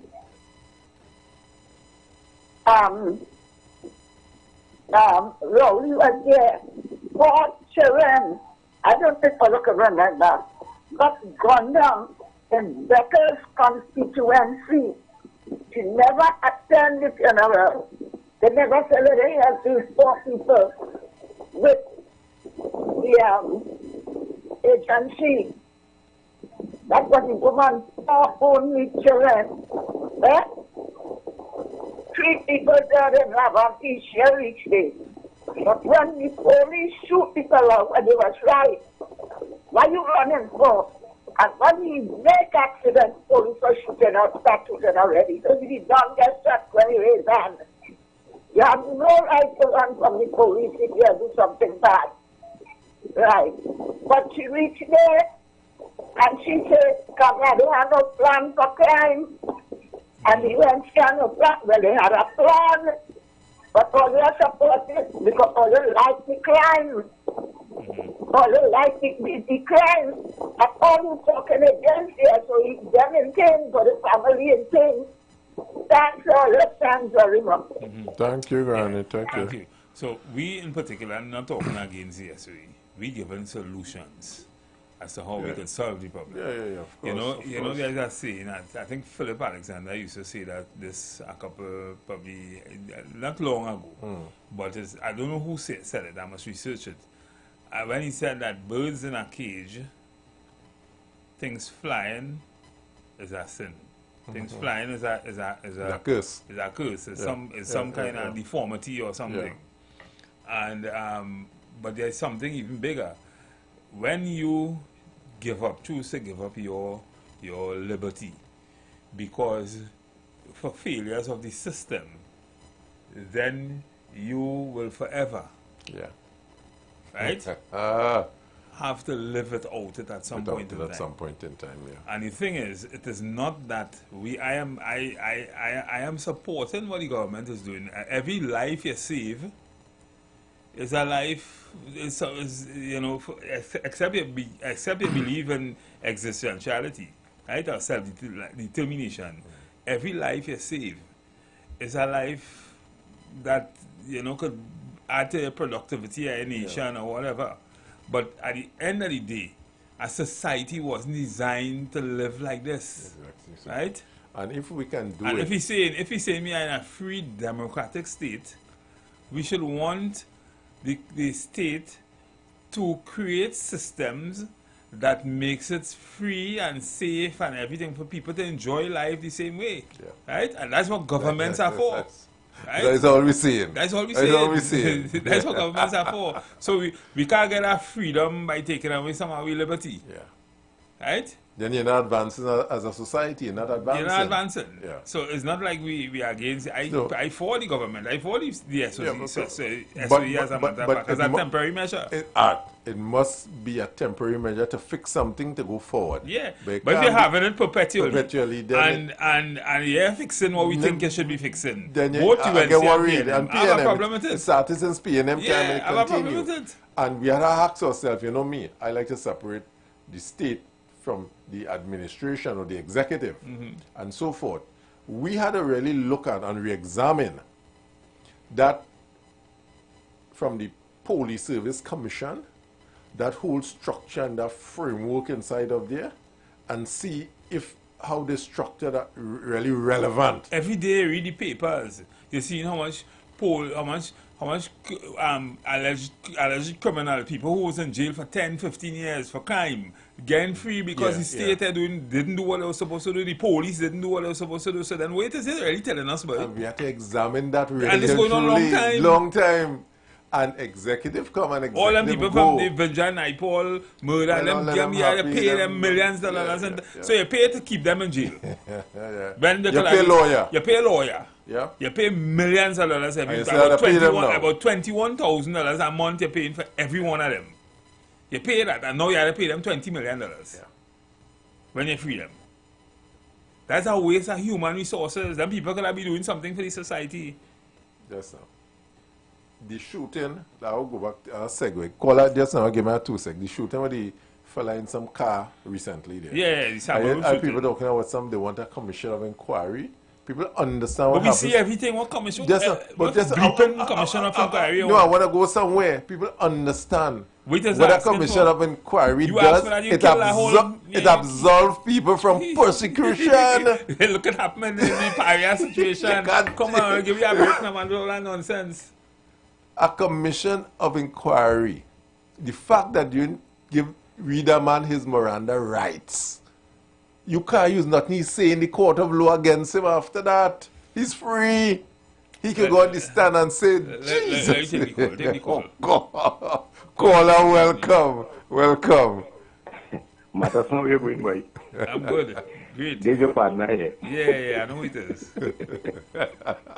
Listen. You realize the evening when we were speaking, and I was talking about not the proclamation, the other part. You realize how deep this thing going? You understand? Yeah. That is why I was so adamant. I understand the potential of it. Now, all right, yeah. It may not affect everybody, but no, but certain you potential. Know it have great potential. Yeah, it has some dire circumstances there. But I listen, yesterday I had a duck out, so I didn't get the chance to say anything. Don't laugh. And boy, this present do's and don'ts, as I call it, this have people well uneasy. You understand? And as you say just now, we can't continue going on with the SOE and after SOE. That's healthy. You understand? Another thing that it will do, investors will come here. You think they will come by? Madison? I don't know who's the next fella there. Nah, that's Selvan Mitchell. You're not in a suit today, so you don't know. You don't know him. When you see him in a suit, you will remember him. No, I know how to hear Rollock. I ain't hear him. Nah, Rollock have been with us for some time now. He's calling in from Texas. I know, but what we don't hear his voice. But tell me something. I heard Mr. Farley saying that it will not affect Tobago. Do you think what you saying makes sense? What would not affect Tobago? The SOE. Okay. And he's saying it would not deter tourists from coming to the island. Well, if you look at the history of SOEs in the last 3 years or so in Trinidad and Tobago, it hasn't really affected law-abiding citizens to any extent, right? Well, everything has been going on as normal. Yeah. And when I spoke about the potential, there's a potential, of course, in it by what we saw the Article 11 of the emergency regulation. There's a potential for a police to make an error. Boy, stop. And get away with it. Get away, but interfere with somebody's rights in a certain way. You see that? That is something, that's a mouthful, isn't it? You know? That is a serious mouthful. The debating in Parliament tomorrow, right? All right? Yeah. Boy, I would love to hear what will be said from both sides. Right. But Farley was right in that that's not going to affect the numbers anything. Drop in That wouldn't affect that wouldn't affect business. We saw KFC and them make $1.4 billion still. Everything going on as normal. But we're going for a short break, and when we come back, we will continue with Paula, join us on the other side. Yeah, what's prestigious with it? This meal tip is being brought to you by Royal Castle. Our culture, our taste. Lent is here, and the castle is making fasting easy and tasty. Come enjoy any of our 5 delicious fish options, all made with a fresh catch, seasoned local style, and cooked to golden perfection. Try the fish meal. 2 slices of fish with a side. The fish combo. 2 slices of fish, 1 side, and a drink. Maybe the fish sandwich combo of 1 sandwich, a side, and a drink. Want more fish? Well, the Royal Fish Meal is for you. Enjoy a slice of fish, a fish sandwich with a side and a drink. Or maybe you just want our famous fish sandwich. The delicious Lenten specials are hot and waiting for you at your nearest Royal Castle. Here's a tasty meal tip from Royal Castle. Sometimes you just feel like eating a nice sandwich, right? The sensation of biting into a soft bun with the crunch of fresh lettuce and the taste of tomatoes along with the added condiments, all a treat to your taste buds. At Royal Castle, our sandwiches are a hit. Try the center breast chicken and flying fish sandwiches, the wholesome veggie burger, and at selected locations you can also get the grilled salad or grilled sandwiches. So when you get the craving, remember that the Castle has some delicious sandwiches. Ask for them in a combo too with your favorite side and a drink. Royal Castle, our culture, our taste. Lent is here, and the castle is making fasting easy and tasty. Come enjoy any of our 5 delicious fish options, all made with a fresh catch, seasoned local style, and cooked to golden perfection. Try the fish meal. 2 slices of fish with a side. The fish combo. 2 slices of fish, 1 side, and a drink. Maybe the fish sandwich combo of 1 sandwich, a side, and a drink. Want more fish? Well, the Royal Fish Meal is for you. Enjoy a slice of fish, a fish sandwich with a side and a drink. Or maybe you just want our famous fish sandwich. The delicious Lenten specials are hot and waiting for you at your nearest Royal Castle. That tip was brought to you by Royal Castle. Our culture, our taste.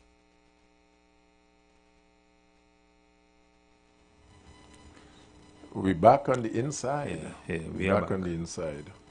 What we're saying, in short, is that there are tools that the government or the executive or the administration will use from time to time to address issues and problems, but there must be a mischief that they want to address, and a solution to the mischief must be presented at some point in time. Long time I hear Prezi. Prezi, welcome, man. Long time I haven't heard from you. Yeah, thank you for answering my call. Yes. Good afternoon, Mr. Sargon. Good afternoon. Good afternoon, Mr. Stephen. Yeah, good afternoon. Right, okay. I no longer call him, but anyway, I'm not going there because I could get very right when I started with them places. You know what I'm talking about, yeah? All right, so, Mr. President, I am not behind the control. Prezi, a refreshing boy. So long I hear again, tap with the two phone and who to slide and who to, and now getting back my touches, so don't worry. We'll fix that. All right. You make an excuse before you have to take it. All right, so good afternoon, Trinidad and Tobago. Good afternoon, God, as usual. Mr.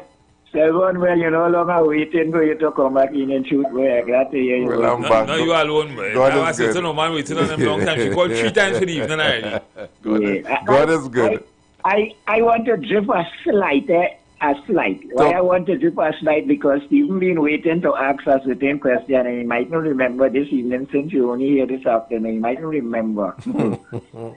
We want to know what's going on with the BRICS currency and the because you is a representative. Yeah, he's a representative. He's the advisor to them in Trinidad. Yeah, so you have a question to ask them. Because that BRICS currency and the African Bank is a conversation you had was to ask about how it's going. That is as much as I could say about it. So I know it's the first afternoon. I don't know how long he go on. You can't depend on if he go stay too long because he might have to jump out and So President causing trouble. I'm the kind of one who does listen to the program well serious. I realize that. I realize that. I'm from Trinidad and Tobago. And so sometimes when certain things happen, I want to hear you to ask you a question and all too. And then, so, I versatile. I just as one of the brothers who might not have a big certificate at the academia to nobody to worry about. But I keep on the ball to keep people's minds open. Well, you certainly have academia. You probably have certificate is just paper, Certificates are just paper. I know that for true. Once you have the intelligence, that's what is important. All right. So let me since I did a little opening, I made a little introduction to make sure that Mr. Selvon is in the know. So let me move across into we state now the current affairs. And I listened to you with that piece of current affairs at all. I will stay with it with all you. The SOE. Now, my consciousness seeing this ZOSO, or this ZOSO, or whatever they call it. ZOSO. Zone of Special Operation. Yeah, SOZO. No, they didn't get through with it. But like, if you go to the IMF, and the IMF give you one set of rules and regulations to operate, you might walk back and say, well, Trini, here we're going on. Really, you want to go down with the IM rules, but here we're going, and I will use up some of the strategies now. So in using up some of the strategies, I might be able to still control the system. Now, what I'm watching with the ZOSO is that some pieces of points of it done wrestling in Trinidad and Tobago. So I didn't get through with it, but I had to find something to kind of stabilize society or somehow. And I don't really want to kind of totally the place. So I think I'm going to put back the SOE. But I'll use up the SOE and use this also in it. which I don't have a problem in seeing that may happen because, as I say, how the IMF work. You don't want to use the IMF rules, but you could use some things in between it to make something work. And I think it's that I see it. I think I see that will happen. Because, like Trump, I think this government, like Trump, is a bold-faced kind of person who will just do a thing and have him paying real money on the road with traffic and all kind of thing to say, to say that they're curbing crime. So I think anything could happen. So all the talk we may talk, we might find is also acting in the All right, Prezi. Thanks again. So I think that's part of what I could be seeing in the situation. And you know, you come in this evening and make your moments nice because we are so sure when we go see you again. All right, Prezi. Thanks again. Blessings to you. And take care, Mr. Stephen. All right, good. I think it's cool. It's good. Yes, yeah, cool. Caller, welcome. Listen to us on your listen to us on your phone, not on your radio. Your radio on hard. Blow down your radio or something. Yeah, caller. Yes. Hello? Yes, caller. Hello? Caller, call back there. You know what happened there. Caller, welcome. Yes, gentlemen. Good afternoon again. You know, this SOE, right? I mean, if the SOE is working, it's up to us that the law enforcement and the government have that in their artillery to use to fight against crime, right? The challenge this present government is facing, or the pushback against the SOE, is because of how they would have fight against the PNM introducing the same SOE, right? So it is many times what they say before is their greatest challenge, because they have to come and try to twist and bend and weave and slide adjustment. Bakola, you think I hear what you're saying, right? But you think that is if you're really truly nationalistic, you think that should happen even if you're the PNM? You think the PNM should probably not support it because they didn't get support on in their time? Of course, that should not happen, Mr. Matheson, and I'll tell you why. Right. Every one of these MPs are representing a certain location of Trinidad, right? Mm-hmm. So they are supposed to be abreast of what is taking place, what are the challenges, and what would most likely work to put a dent in whether it's crime or whatever the challenge is, right? So you are supposed to be giving support based on what will be working for your constituency, not based on what would make or give a good appearance for your party, whether it is you want to portray a unified front or whatever the case is. It's really supposed to be you making decisions based on what is best for the people that you're representing, right? But the challenge will continue to be up in their faces, because as soon as halftime comes and it's time to go into bowling if you was batting, or go into batting if you was bowling, their stance conveniently changes, and you see it on both sides of the fence, or both sides of the field, sorry. Right? Yeah. And it really it's hurtful when I hear contributions from Granny and them. It speaks to the level of understanding, or the lack thereof, that many of us possess, right? All for the benefit of politicians and their own personal gain in politics, because it's one thing to have a different view or a difference in opinion, which I have no challenge with, but not understanding that the reason this present government would be having some of the resistance is because of their previous stand. I mean, not understanding that is challenging for me, that adults unable to accept that fact, right? And that is the reality that we face with daily, where persons conveniently just move the goalposts. You understand? All the time the goalpost was one position for them, but as is time when you have to face the heat, you want to move the goalpost aside. You understand? And that will not work for us here in Trinidad and Tobago. All if we don't fix the top structure, then we really would just be spinning it up in the mud, because until the police service intentionally and effectively address the shortcomings on the inside, then we will be spinning mud. Because just recently we hear of somebody somewhere having police uniform and things, and we see many occasions where people in uniform, whether it's actual police or not, committing untoward activities, and we give people stand your ground law. So if somebody is fearful for their life, whether you have on a uniform or not, it's how you carry about yourself will allow the person to make suitable judgment. Mother saying she will do this thing, or she agree with the actions of the police. All right. Yeah. Understand. Thanks, caller. Thanks. The caller makes sense there. Yeah. Because I mean, if yes, sir. Caller, welcome.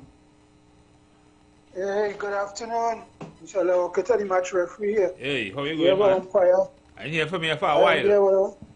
I hear you're a regular feature on radio, but I didn't hear any at all these days.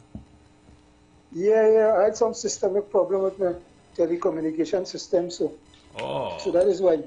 I'm back on, I only go now. Right. So we just look forward to you and Mr. What's the guy name, right? Mr. West. Mr. West. West, yeah. Because, you know. Yeah.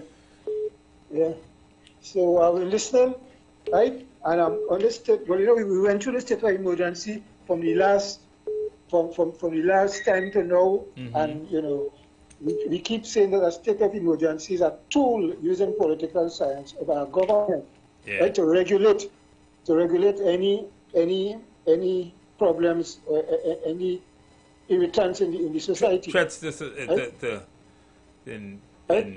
society, or threats to the state. Yeah, only threats, any unease, right? Yeah, you say that. Whereas whatever government is a tool, just how a carpenter will use a floor, governments could use a state of emergency on to quell any disturbances or any uneasiness in the society. So we have to understand that. So people talking about that the government using state of emergency as an ad infinitum kind of thing. These people do not understand. And I see that I keep saying we're not a politically educated society to understand all these things. So we say anything. I got up in April 1970 at the age of 13 years, and we had the first state of emergency I experienced when we had the unrest in the barracks in Tetro. Right? Plus we had some societal unrest with the Black Power movement. So a state of emergency, I think we have, at least I know from 1970 to now. Right? And it is there, and 30, 40 years down the road, once we have the same constitution, it could and will be implemented. Right? So now me and you, I don't know why that evaded us, the Barbados last elections. And I just want to make quick our favorite negative entropy. Yeah, and I remember when I spoke about it that day. You probably either wasn't listening or you couldn't get on to us when I talk about Mia winning with a landslide victory. But you and I had spoken about this probably a little over a month ago, I did tell you that is exactly what was happening. I was reading the tea leaves. Yeah, but what happened? What caused even that particular situation where I wiped out was that Mr. Ralph Ton, he won on a mere ticket or BLP ticket the previous election, right? And then he crossed the floor to join the Democratic Labour Party, right? Which is the opposition. Now once you do that, you will get no BLP support, and that is where the negative entropy comes in. Right. Right. Yes. Right. That's the most classical. Beside the situation in Grande Corporation, with our good boy up there, that is the most classical example of what negative entropy. In that case, yeah. Because when Roy Richardson in Trinidad when he defected to, but he went over as an independent and as a opposition leader. He didn't join no party, and worse yet, pick up leadership in a political party as what as what Ton did, as what Ralph Ton did, right? So we have to, people have to understand all these things. Well, I heard some international industrial relations and thing yesterday and the day before, I believe it was. But we were talking about industrial relations. No, we do not have, as far as I know, there's no place in Trinidad, no institution offering a degree in international relations in Trinidad, no specialist course. No international relations? No, I think we have industrial relations. Yeah, we have, I mean, at Cipriani College, they do the bachelor's in industrial relations. So they do have a bachelor's in industrial relations at Cipriani College. Well, I wasn't aware of that. I know it used to be a composite kind of program, but featuring industrial No. They changed that. They get some accreditation, I think now since like 2008 or something around there. I think they started doing the bachelor's in industrial relations. Yeah. Because I know when the accreditation problem existed, I remember that. Normally you would have gone to the University of Cornell and all them places to do a bachelor's in industrial relations. But yeah, you could do it in Cipriani College of Labor and Cooperative Studies. Yes. So that is how it is. Well, I don't want to talk too much on the international scene there with our DC supreme spiritual leader. But you will, I'm sure you would have been listening over the last few days, and you would have heard our discourse. Of course. Right. What do you think about, I mean, our analysis of the whole thing? Well, you see, I am a supporter of the imperial policeman, right? And because I think there must be somebody to maintain order in the world, and this different areas where you have oppression, this oppressive leadership, and people losing their independence and all this kind of thing. I am thankful I'm not living in all I want to say, I am thankful I'm not living in a population or a society like that. Kola, thank you. We're going on the other side. We could always join back. So you'll join us back at the top of the other hour. Thanks again, Kola. Yeah. Interesting, but I just want to get one thing out, you know. We blame the executive for the state of emergency, but we have to understand where it's generated from, where it starts from. We'll talk that when we come back. Yeah. You've got bills to pay, and so do we. Let's go pay some bills on the street 919 FM.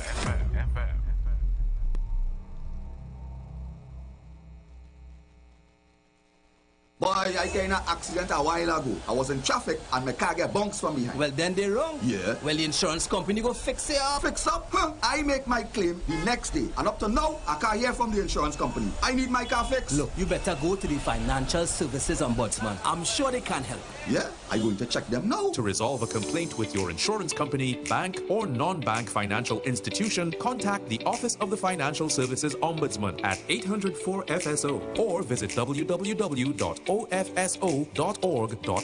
We can help, and our services are free. Not everything has to change. At KFC, we don't change the flavor, we add more. Now, get our delicious Lent value meals so you can keep on crunching. Get a fish sandwich for $45 or fish fillet with one regular side, also $45. We give you more of the taste you love for Lent. So keep on crunching with KFC. Finger licking good.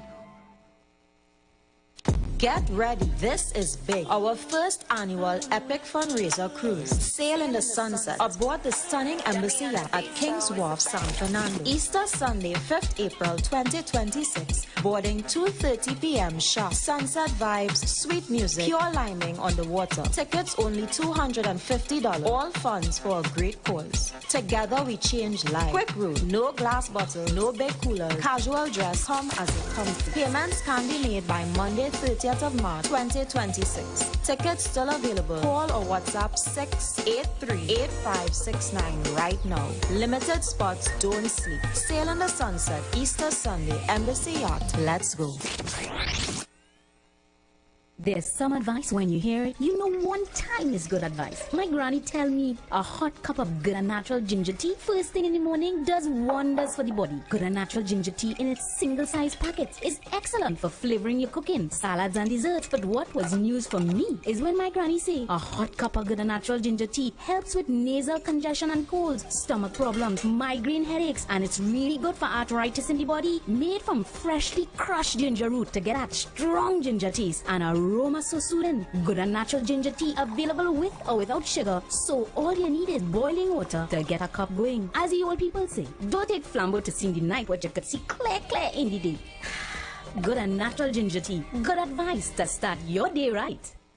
Hi there, I'm Lester Suklal, inviting you to join me on the first, second, and third Saturday, 8:30 p.m. to 11 p.m. for the program Slow Gospel Music, and on the fourth and fifth Saturday from 8:30 p.m. for an extended version of Slow Gospel Music on Street 91.9 FM. Is a whole lot of flavor wrapped up in a twist. Some of them try to rap, but they don't rap like this. With crispy KFC tenders and lettuce and carrots and shredded tortilla embedded, perfect wherever you headed. Dripping with that creamy mayo and that mambo sauce. Let me tell them one more time to get my point across. It's a craveable, crunchable, movable, functional, flavorful meal that your taste buds must endorse. KFC, crunch twist, crunch twist. None of them, they don't make it like this. Introducing KFC's Crunch Twist, a flavorful wrap with a delicious difference for just $29.95. KFC, it's finger-licking good. Share the live. Share the live. The Street 919 FM on Facebook and Instagram. Share the live. Iowa George on Instagram. Share the live. Iowa TV and Street TV on YouTube. Share the live. The Street 919 FM. Welcome back. You know, I just want to jump in something. People, we talk about the SOE, and I've listened to it, and I wanted people to elucidate, expand, look at it from different angles. And we blame the executive, and I always talk about the separation of powers. I always talk about that, and people have to be mindful that we cast blame, and we cast blame because Martin always says how politicians behave give the impression that they are the ones who are really in charge or responsible. When half the time they know themselves in charge or responsible for certain things, but they position themselves and posture in such a way that we feel that, oh, the minister in charge of that, when he's far removed from being in control of it. The SOE we blame, and we say the last administration have SOE and this administration have, and the Prime Minister and then don't like we and this and that. And SOE is triggered to a large extent from the Commissioner of Police coming before, well, they call it National Security Council. It's not something in our constitution, but it exists. We form a little body of key security personnel to strategize and make decisions, but it's not part of our constitution, so we must be mindful of that. What is that? National Security Council. National Security. Yeah, there's National Security Council thing. Yeah, it's not a constitutional body, as the case may be. So, the Commissioner of Police would have done his homework and his research and his background check, and he would make a recommendation to the Prime Minister and the executive and that team there that this is a necessary tool at this point in time that he needs to use to address, and he would give his justification, be it to the last administration, this administration, whoever administration. They would give, the security personnel will give a justification to the administration. Remember, they are the security professionals, they're not the politicians and them. So we expect them and their advice to be pertinent for this state of emergency to be triggered, because we had our confidence in the people we put in charge of our security and so forth. Because I can put you in charge, and when you tell me something, say I ain't doing that, then best I don't put you. Best I move you if I don't trust your judgment. Yeah? You see the board there, and every time the CEO go to the board say, nah, that ain't making sense. Well, then you don't have confidence in the CEO, you move him and put somebody you trust and your confidence in. And this have been the progression of things where the commissioner or the security apparatus will bring to the executive, the attorney general and the prime minister their concern and their recommendation as to how, what tools they need to address the concern, and so we reach into a state of emergency. I'm saying it in this truncated way because really what people go and read of how it come into existence, eh? Yeah? Yeah, the Prime Minister herself doesn't make that decision. Doesn't make that decision. And it is driven, it starts a certain place and it comes down and then they say, okay, because it will be remiss really and truly for the Prime Minister to say, nah, we are doing that. And when crime rate side, the Commissioner of Police say, well, don't tell me nothing, you know, I give only a solution, only I take it. But what it must go further, for the Police Service Commission, that quiet body that is really in charge of the police service, to say, here what, if we give you the tools of a state of emergency, yeah? What are the systems you put in place during this period? So when we get out of the state of emergency, that mischief will repeat itself. There is a question that should be asked by the Police Service Commission and by the executive of the police service, you know. Should be asked of them, you know. Yes, we give you a state of emergency. No problem. But you must bring to the table thereafter a series, a methodology, a plan, a strategy that you would have put in place during this time of the state of emergency, that mischief will not repeat itself after. And to us, that's not happening. Because it's going on since the last administration, this administration, the commission, and them just making recommendation for state of emergency ad nauseum. But nobody asking that pertinent question. I'm of the opinion, I'm not there. What is the strategic plan you are putting in place to address this mischief after the state of emergency? And that is kind of like pointless asking that question. The reason is because you and I know that is what should be happening. No, that's why I want the public to understand. But hear what? Why I say it's pointless, because this is the third successive state of emergency. Fourth successive state of emergency since under the PNM. And we keep seeing the need to do it still. Yeah. It means, therefore, the answer to your question is none. That's what it means. The answer to your question is none. So no, what I'm saying now, to bell the cat now is up to is up to the executive. And that is where we had to go after the executive. None of the fact that the executive have a state of emergency, you know, is that the executive is not taking the appropriate action or measure to ensure that the Police Service Commission and the police present a plan to them that this scourge that they're trying to address will not repeat itself. And that is, you see, you had to beat a man for doing, okay, you're in my maths class, but I beating you for getting two things wrong in English. You spell two things wrong in English, and you're in my maths class. So we beating the government on the wrong thing. You had to beat the executive on, here what's going on. I hear any right question being asked in the parliament itself from both sides. The board captain himself, I hear them talking and say, here what's going on. We must present to this parliament, not in detail, but a truncated version of some policy position or strategy that the police will be putting something in place. So we need no state of emergency again. Me ain't nobody asking us. So we're not deep into that. We're not deep. No, everything is on the surface. We're not deep. On the surface. we don't go that far. We don't think that far. I mean, it's so easy to fool a Trini. I mean, it's so easy to fool a Trini. It's not even a joke. Oh, and we not deep. We don't think past nothing. That's what is the commissioner would make a recommendation, but they're supposed to hold him accountable thereafter.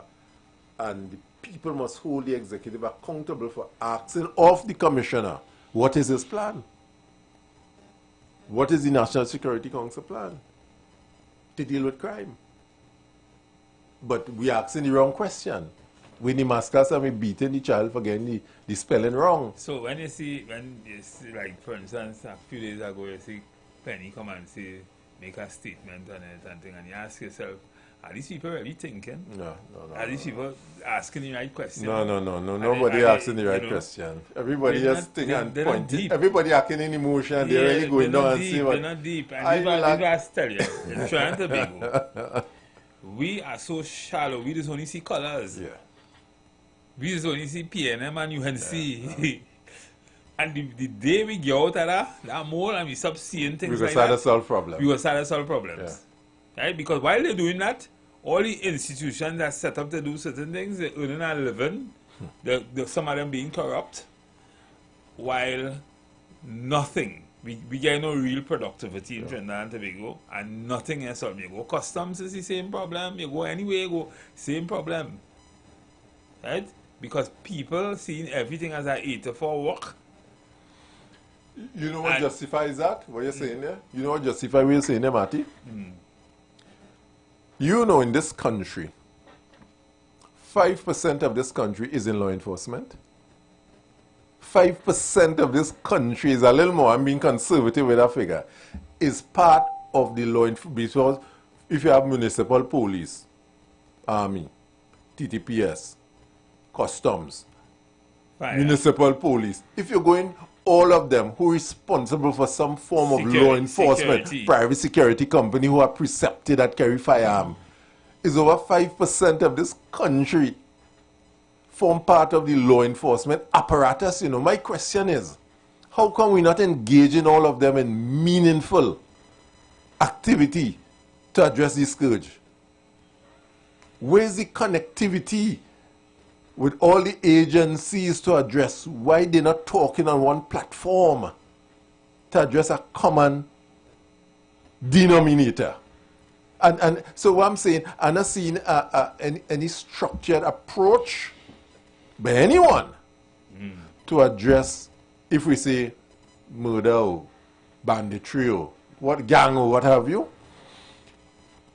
being placed on the table to say, all right, we have all these systems, we have a security guard in every business, in every office, all about the place. How do we use that apparatus? We have border patrol, custom, do we need to strengthen them? We have municipal police and so forth. Should municipal police be going on 4 o'clock in the evening, or should they realign their thing with understanding the community that they're responsible for, the needs assessment of the community and so forth? Who's managing this thing, man? Nobody? To me, it's so easy to do in terms of getting real value or real output from that human resource capital we have that exists in law enforcement. The whole law enforcement, as Dylan used to say, architecture that we have in Trinidad. It's big. Over 5% of this country is part of that, and we can't solve nothing. You want to tell you why? You want to tell you why? Go ahead, blow your ball with a fiddler. Because we never saw that as critical and as important from the foundation level. Yeah. Right? And if we saw that as critical and important, we will fucking... Oh, shucks, sorry. We will change the views of the announcers, not the views of the management of the radio station. We will change the way we recruit people. We will compensate people properly. We will have a different system to develop them. we will know, we will have a plan as to what we want to do and what we want to achieve, what numbers we want to get in criminal prosecution, right? How we want to do it. We'll train people the right way. We'll get the right kind. First, we'll get people the right capacity. You see that 5% they talk about? That might be the 5% at the lowest level. I'm just saying. Right? I'm not casting any particular aspersion. But we will change all of that to align ourselves with what we want to achieve down the road. And we always talk about the strategy, but that's where we had to start. Right? But as I was saying in the final hour yesterday, you know, the challenges we are faced in Trinidad and Tobago is multifaceted in terms of solving the problems, and we have to look deeper. We certainly have to look deeper we certainly have to look deeper to deal with the problems, as for solutions to deal with the problems. And it is not one, when I say multifaceted, it's not one solution, one thing that we have to look at. We have to look at a number of things. We have to look at why people commit crime. We have to do a deep analysis. Why things are happening. And sometimes, as a caller, about a few callers ago, did say that, you know, sometimes the antecedents of the criminal mind, right, needs deeper understanding. Sometimes my disposition is not the same as your disposition. You know, I was saying yesterday evening that you might be looking at me, you might be driving your nice fancy Benz and you're driving on the road and you're saying, look at that man, he's doing something, he's doing X, Y, Z wrong, whatever. But your disposition is much different from mine, right? And therefore, my reality, what I am faced with, you might know where your next meal coming from for the next 10 years. I might know where mine coming from tonight. And I might have some hungry mouths to feed. So I might be looking for a solution. In the same way, like you looking for a solution, I might be looking for a solution. And that solution might lead me to doing something wrong. At the point in time you think it's relevant to your survival. Yes. To the next man, it's wrong. Yes. So all of that we had to deal with. And to deal with that, we had to understand the social elements. We had to understand the social architecture also. Why we need to do certain other things. And which is why I would have said in the last few days that the government have a hard task, and they have to make some hard choices. And so this is why I can sometimes understand why Prime Minister will support certain things by the U.S. Things that we might see as wrong, the normal moral mind might see as incorrect. The Prime Minister may feel that she has to support it because, again, the people that, if you said it a couple of times, if America shut us down, we dead. We'd stone, we nothing, because we depend on America for everything. So some things I look at it. So we have to understand certain things too, and and it is when we get to that place where we understand that how all the building blocks fit into each other, right? You'll understand two things. You'll understand the position the government is placed in, and one would probably want to ask if the UNC was the PNM was in office, what they would have done. So that's the first thing, and then you will have to understand why we need to make certain changes and what kind of changes we need to make. Yeah. Let me just take a caller because I want to discuss, say that pillars of development is where we have to focus on. Caller, welcome. Yes, gentlemen, good evening again. You know, you all made some serious points concerning the politicians and how the politicians relate to us. Now, many of us at the outside depend on getting information from our politicians, the people who have who we have placed there in Parliament.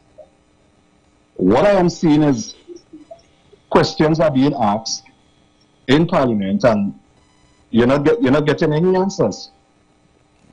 Unless somebody or a morning show you might look at TV6, CNT, one of them, comes on one of those programs and explains certain things. Many of us are in the dark, you know. Especially sometimes you just hear something concerning ISOE, but it has more. So we depend on the politicians in Parliament to explain certain things to us, we the members of the community, but we don't get the answers. And sometimes they are saying section so and so give me the right not to answer a question, or that question is not relevant. But it is relevant to the people here, the people outside, the people who look at the Parliament station. We depend on the Parliament, the MPs, the government, to educate us and let us know exactly what is taking place and what does the SOE entail. One of the problems, I think, that started off bad with this present SOE is that the Prime Minister did not come out and face us, the nation, and tell us why she is calling another SOE. Yes, we heard from the Attorney General, but yet still, even after the Attorney General came out in a press conference, he took no questions. So while the public is there now, sitting down, listening to the Attorney General, we depend now on the media now to throw questions to them so that we could get even more information. But here it is, you come out, you say we are under another SOE, but you are not taking any questions. And that is very bad. That is very bad for the public. We are not getting answers in Parliament.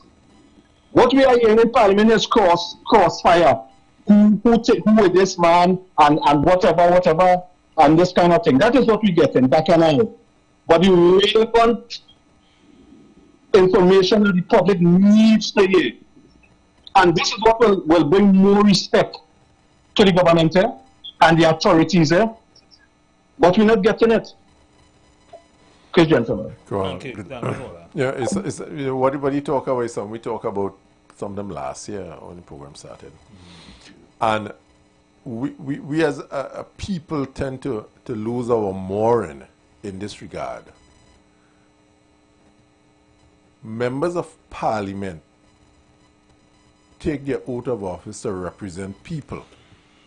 Yes? And I always say you cannot have representation without consultation. If you're representing my views in the Parliament, and we realize that, yeah, you say that before you win, you know, but when you win, you start to take a party position, not a people position now, you know. And that is where who belly cat come in, you know, because... At least, I would say you get more consultation on the Yellow Party in the last year or so. They started off that way, and this why. And the other party. Yeah. But so you're correct. But you're correct. So the caller was right in saying now you're going to do a SOE that will impact on your constituents. At least your MP should have a little meeting and say, well, you know, this is represent your people because you're defending something. You're defending the need for a state of emergency that impact on your constituents. And they may say that you asking me to do something, we have an emergency situation, you asking me to do something that might take some months, and by that time we might have about 25 people dead, and of whom lives we could have saved. That is what they might say. I mean... No, me I say you have to ask for consultation to do it, you know. If you're going to do a state of emergency, you know, but talk to me now.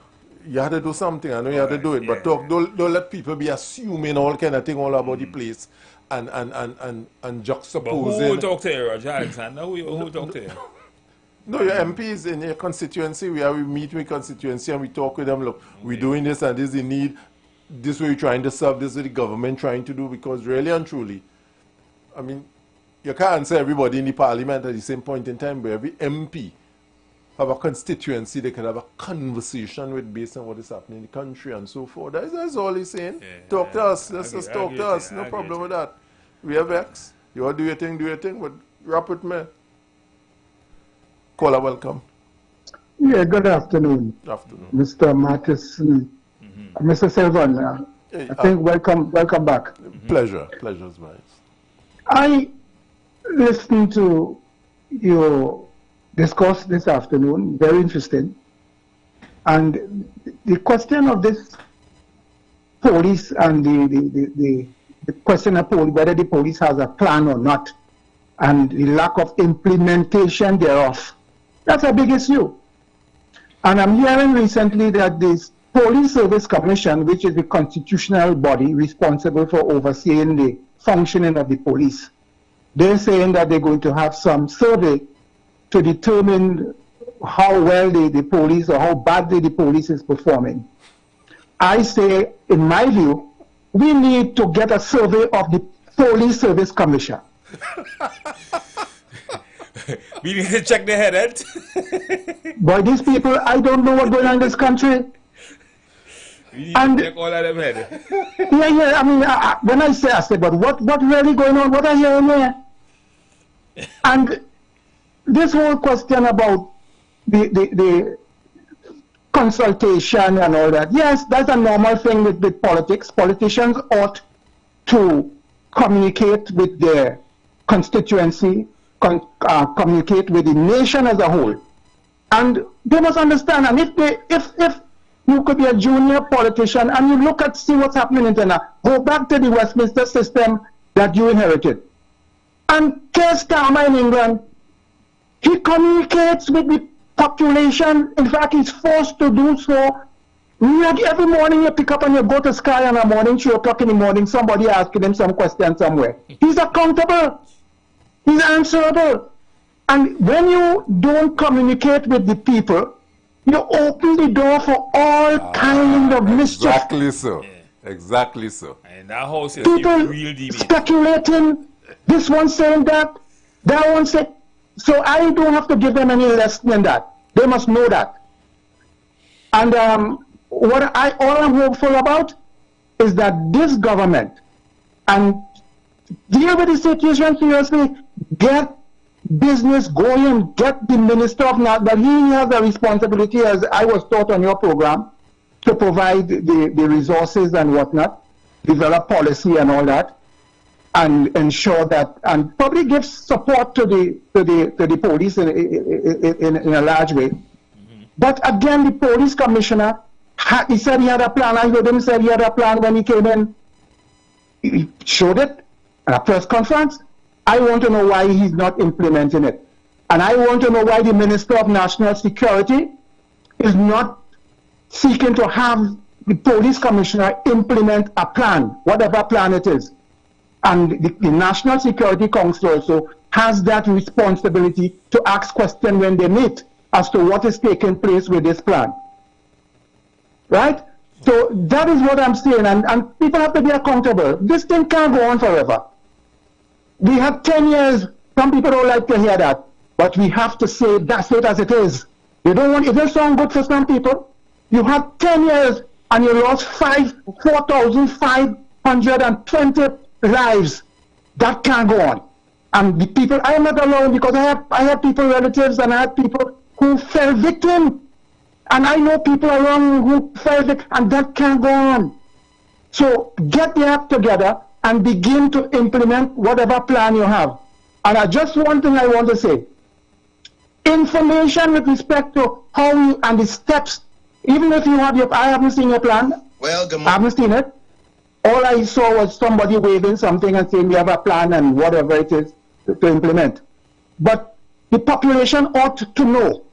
And I'm saying the population could go to ChatGPT and you will see a plan, and they even, when you ask the right question, and they have worked out a plan for Lavantil and other areas, step by step.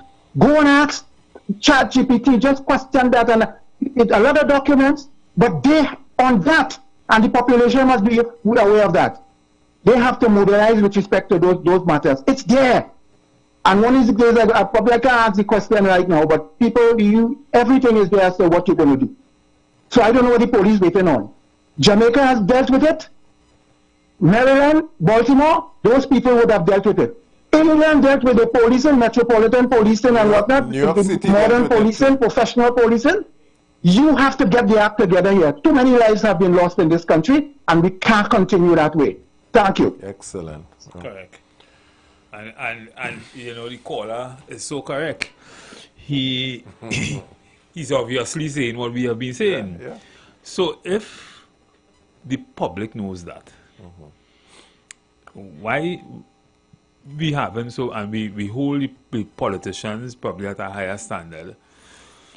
We expect that they are different ilk and they are different standard. They are very intelligent people. That's what we give them expect. the benefit of the doubt. Benefit. Yeah. What's the problem?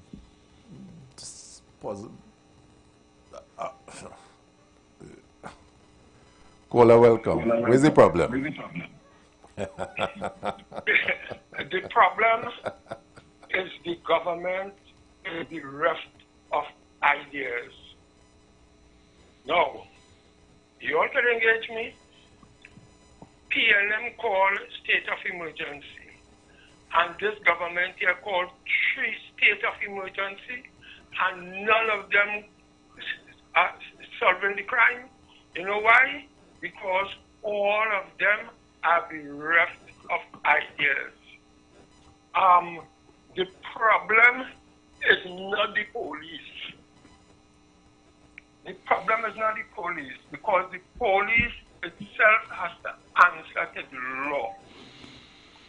And if the police break the law, and the police cannot give an account or an answer to anyone, then those who you put in place to get rid of crime and other things, they have failed. Well, sir, the police don't make the law. That's the first thing. The police don't even interpret the law. The police only role is to keep the peace through if they have to apprehend persons who may have allegedly break the law or whatever. That's the role of the police. Right? The police can only arrest you and bring you before the court who interprets the law in relation to what you would have done, right? The people who make the law would be the 41 politicians in the parliament who are by and large legislators, and they make the law. So the challenge is that while they make the law and they expect that they would have accountability. Accountability, but they expect that they would have another unit of governance or the state to enforce it. So if you put something in place, and that what you put in place is not working, what you do with it? Well, that's the problem. I mean, apparently we don't know what to do with it. we don't know how to deal with it. That is the only thing I can say. Yeah. You know why they don't know how to do with it? Talk to us. Because there is no accountability. And they're trying one thing over and over and over, and state of emergency fail, and Zoso will have failed also.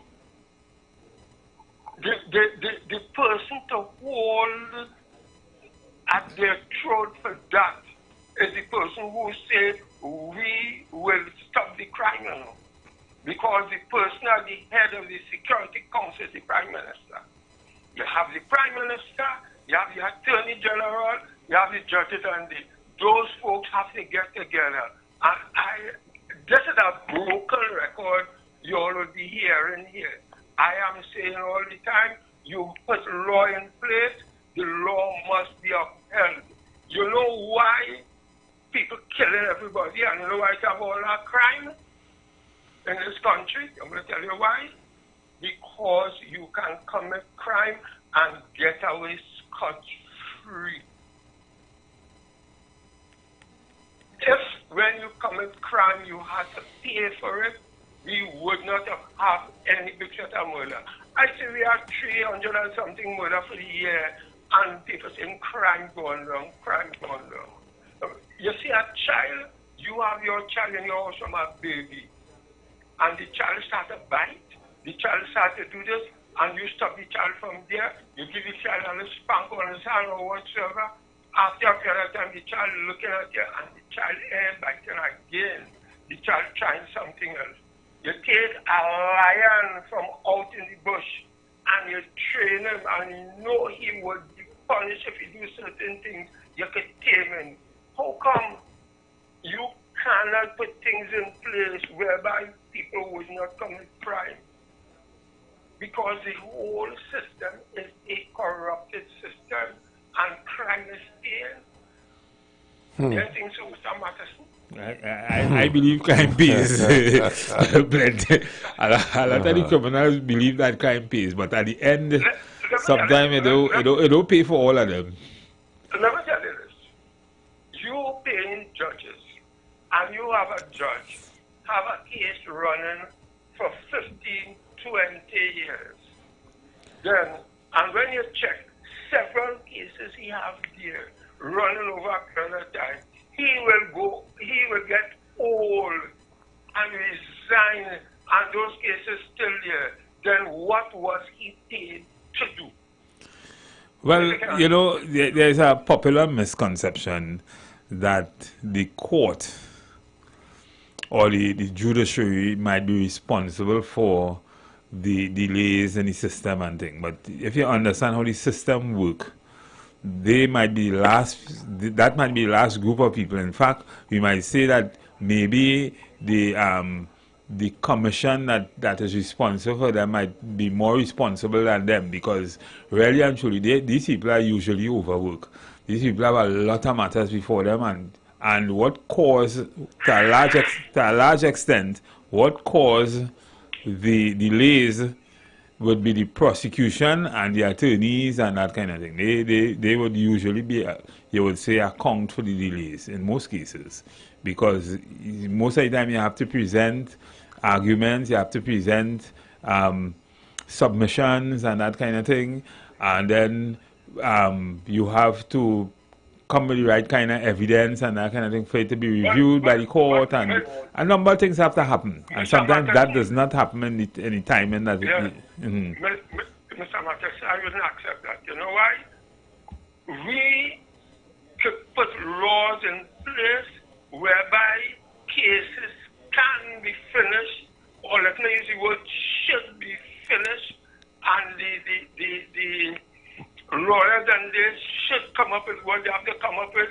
But I don't know if you're familiar with the famous judgment, Privy Council judgment, that especially for things like murder and hanging and things, which kind of like prohibits the system from hanging. The judgment that... Then why are we connected to the Privy Council still, and we are a republic?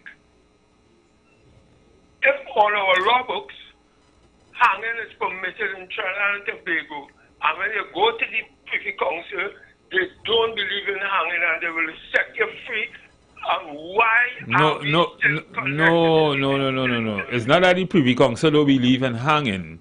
The Privy Council may see probably a miscarriage, not a miscarriage of justice, but the Privy Council may see the time it takes to reach the stage of the hanging as probably inordinate or cruel and inhumane. Cruel and inhumane and that kind of thing. So they would have prescribed, I think it's a 5-year period for which you have to bring the person through the system, and that becomes very onerous on the system. And sometimes lawyers know that you know, they know ways in which they can slow down the matters and that kind of thing. So the prosecution might be doing what they feel they should be doing, and sometimes one of the reasons why we say police need the right kind of training is because, to a large extent, because of the weakness of the prosecution, because of the weakness of the police and evidential, putting together evidence and all that kind of thing, you will have these kind of problems. So a lot of people walk free after a few years and that kind of thing because the police muck it up. Mr. Matterson, I said this before, and this is a broken record. When sentence of an evil work is not speedily executed, the hearts of men are set on wickedness. We do not have to stay connected to the Privy Council. We could sever ourselves from that. You remember Ramesh Lawrence was there? And he told the government, or they sever themselves from the Privy Council. All right. Yeah. All right, caller. Good point. Case in point. I tell you, we are in this situation here because those who we put to take charge or the stewards, they are not taking charge of our business the way they ought to take charge of. And the fish rotten from the head. The head is the citadel or the capital of the body. And once the body going, say, wire all how, is because something is wrong with the head. As I said before, the head is the capital of the body. All right, caller. Good. Sometimes we have to understand how the system works. Yeah, first and before. We have to understand what are some of the things. This guy has been calling a while. Caller, thanks for your patience. Good evening. Thanks for your patience. Good afternoon, gentlemen. Mr. Matterson, good afternoon. I didn't get your name. I heard the gentleman call you by name. I heard you guys a short while ago, and I went and do something and come back. But I heard you said that, it's not the minister, it's the police who comes up with the plan. No, the police will come up. Well, yeah, the police come up. The management of the police service, yes. Because it was said to me just a while ago, in order to activate a state of emergency, police has to go, as far as I understand as well, police goes before the National Security Council with whatever information, the police and whoever other services that we have in charge of security goes before the National Security Council. They sit down and they have a debate or discussion, and what they will put forward, what they think is necessary to put in place. That's what is normally done, right? Correct. So my question is, why for the past 10 years, if you know that, I know that, the people who are putting themselves up to run the country, they also know that, right? Plenty of the time they don't know. Nah, don't tell me that. Go ahead. I am not a lawyer. I ain't even have the master that go to the university that you went to, and I know that. So don't tell me that, Mr. Matterson. Okay. Don't tell me that. That is information that is out there for anybody in Trinidad and Tobago who listen to politics. No, there's a system. Gary Griffith pointed out at the Prime Minister, oh, you can't give me no instruction. So we all know that. Point. Good point. Go ahead. Right. So for the past 10 years, Hines must go. Hines must go. And you take the population that you want to vote with you singing that song along that road. Yeah. When we know Hines is not the problem. Agreed. I say that publicly on radio. On this station itself, I say that publicly. We know that Hines cannot give the police no instruction. I could buy vehicle for you. I could tell you what the Americans tell me, and you will decide what you want to put in place in order to solve that problem. So all of us know the problem is the police. How come we deal with that? Well, you see, my question is, you see, when you sing that song that you sang, Trinidad cannot go anywhere. Because now you set me with an expectation. Because when you start to sing that song, the PNM come in and say, I have a crime plan too. And we know that nobody can have no crime plan. The crime plan at the end of the day falls with the National Security Minister and the National Security Council. Unless you was having a discussion with some other security detail in Trinidad and Tobago, or the Americans to know when you get in the office, we're going to put on a whole ton of the American police, but it's apparently soldiers. But then, let's move on. So, why would you sing that song? So I, as a citizen who voted for you, I have an expectation because you tell me get rid of Hines and you have a crime plan. Well, out of the 9 months or 10 months, I have 2 states of emergency. And I just came out of one under the PNM. That's why I voted out the PNM. Because you told me that state of emergency do not solve crime. Locking them up for 120 days do not solve crime.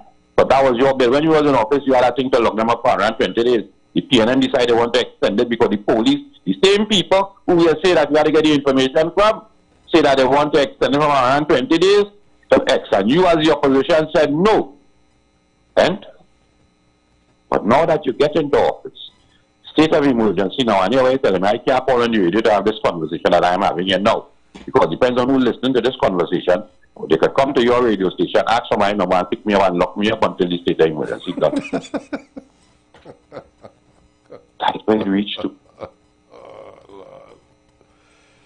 That's where we reach to because we keep fooling the population. Who is going to bell the cat and talk the truth? So we are going to no disrespect to you two gentlemen. But you two gentlemen come here now to tell me, well, here what's going on. Don't blame nobody, you know. Blame the police. And the police force. And now you said it before. But now our political parties in office and this radio station has takes a whole new direction. I want to jump in. Let me jump in. Let me sneak in. Let me sneak in. You need to defend yourself. No. I think I want you all understand the preciseness of which I'm speaking. I said earlier, you cannot be the maths teacher and be the child because you spell a word wrong in the English class. We've been asking of the politician for the wrong thing. Me I say they're not wrong, you know. Me I say they're right, you know. I'm saying when you point at and you're accusing somebody of the wrong thing. There are things that they could be accused of. And that is what people are understanding. The question we have to ask and probe of the executive and more so the parliament, because the parliament is the one who will extend the state of emergency and debate the state of emergency, is we would like to know what is the strategy after the state of emergency from the police service to address, stop, slow down, whatever it is the mischief you're trying to address. So the question is, not that the Prime Minister have a state of emergency, you know. Prime Minister, you know I want from you? I want to hear you ask the question and present to the Parliament. Yeah, you see, this is the point I'm making again. So the same thing I wanted from Hines per se. No problem. No. I want it from the truth because the whole population still have this concept. So they send you guys here to explain. You see that story I was giving all about Hines and Hines? The truth is this now. But nobody else send me here, you know. I don't know. Well, I don't take it personally. We don't get paid from nobody, you know. But I don't know. I just saying that this seems to be the voice of some reasoning towards to carry me to lean yellow. No. All right, well, I could be wrong. Again, this is my view. Don't get with me. All I want is the right questions to be asked of the people. But I would have liked you guys to be here in our 10 years. So then the people who sing that song to tell me blame Hines. Rowley must go. Because time ain't going down. If all it was here, a lot of us would have been able to understand, but wait now, this is not the issue. Let me start to ask the police service to wear the body caps. Let me give David West, what David West is in charge of? I forget what the PCA. Right, let me give David West the powers of arrest. This is what the population should be asking. Now you're cooking.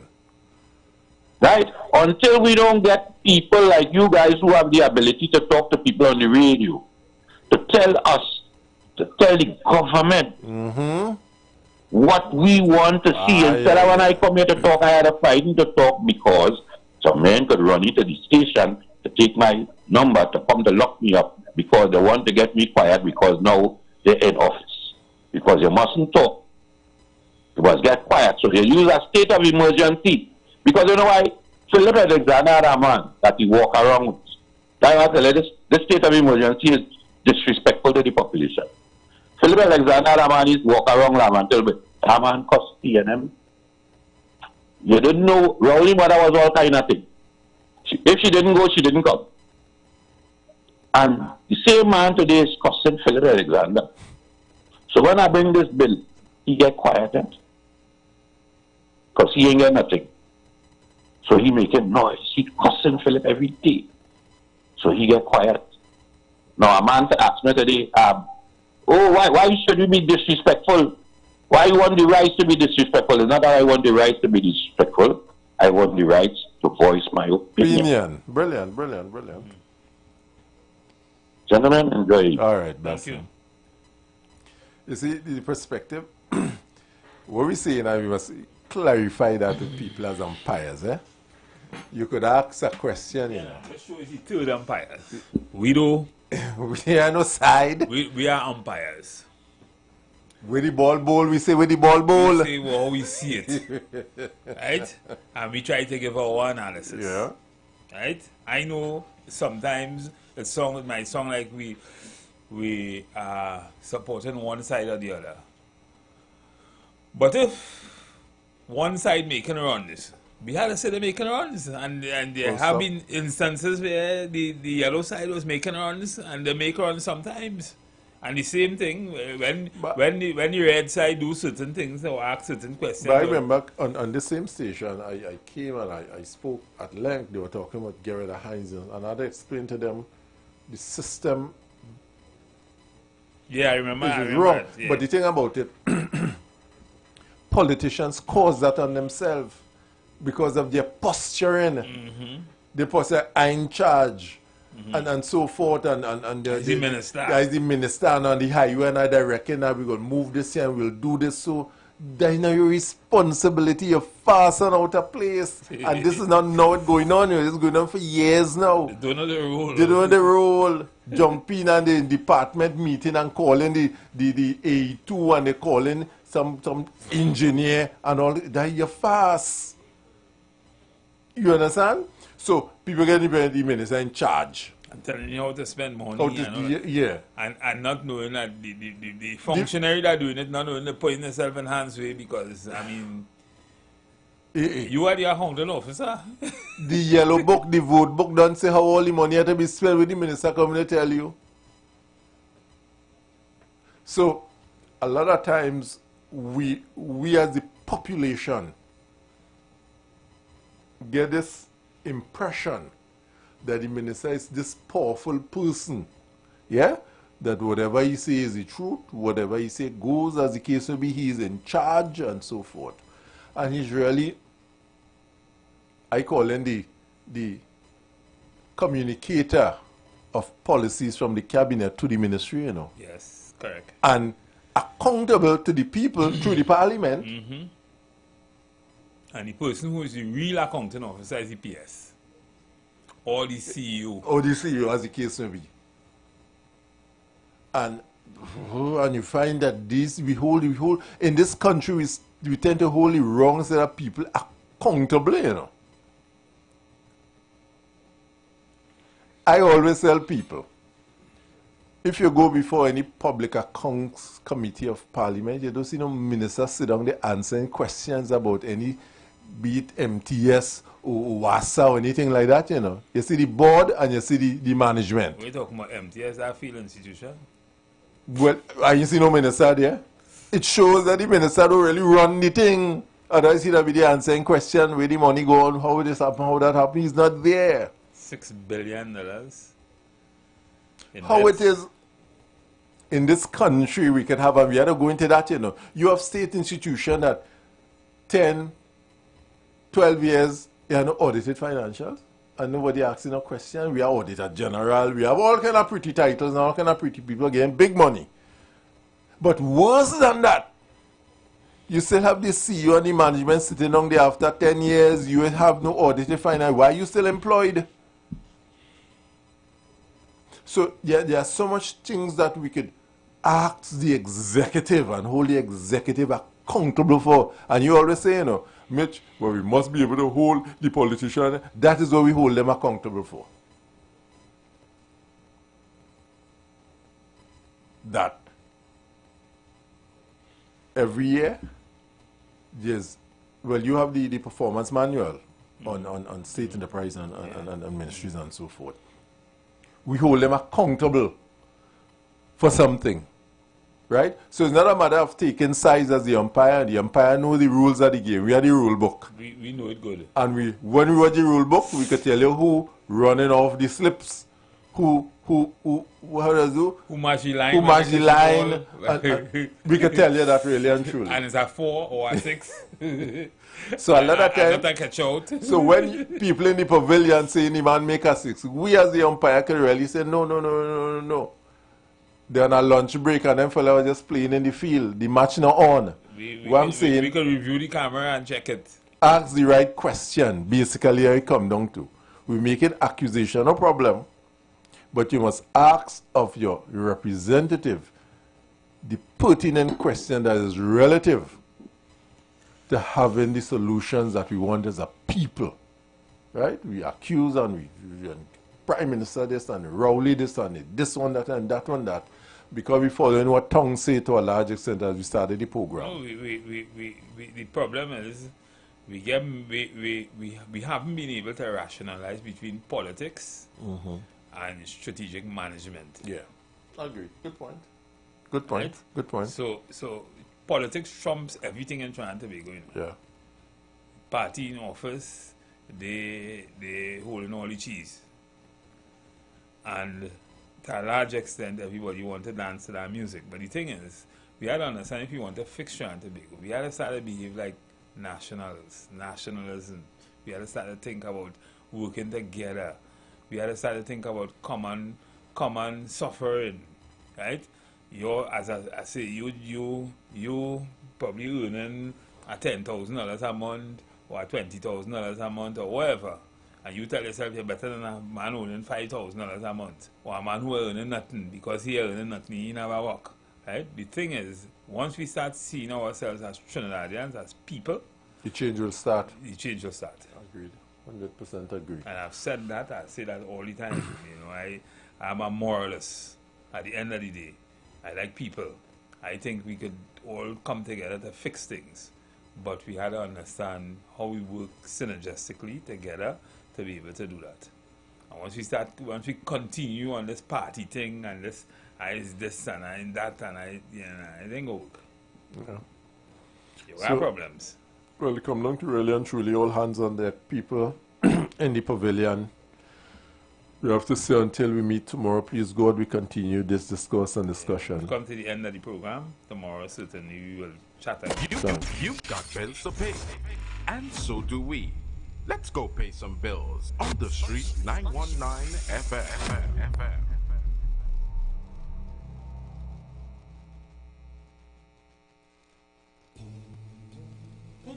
Tune in to the Street 919 FM for Gospel in the Bone Ministry every Sunday from 7:05 a.m. to 8:55 a.m. for the program God's Last Warning Message. Hosea chapter 4 says, "Hear the word of the Lord, ye children of Israel, for the Lord hath a controversy with the inhabitants of the land, because there is no truth, nor mercy, nor knowledge of God in the land. By swearing and lying and killing and stealing and committing adultery, they break out, and blood toucheth blood." Remember, every Sunday from 7:05 a.m. to 8:55 a.m.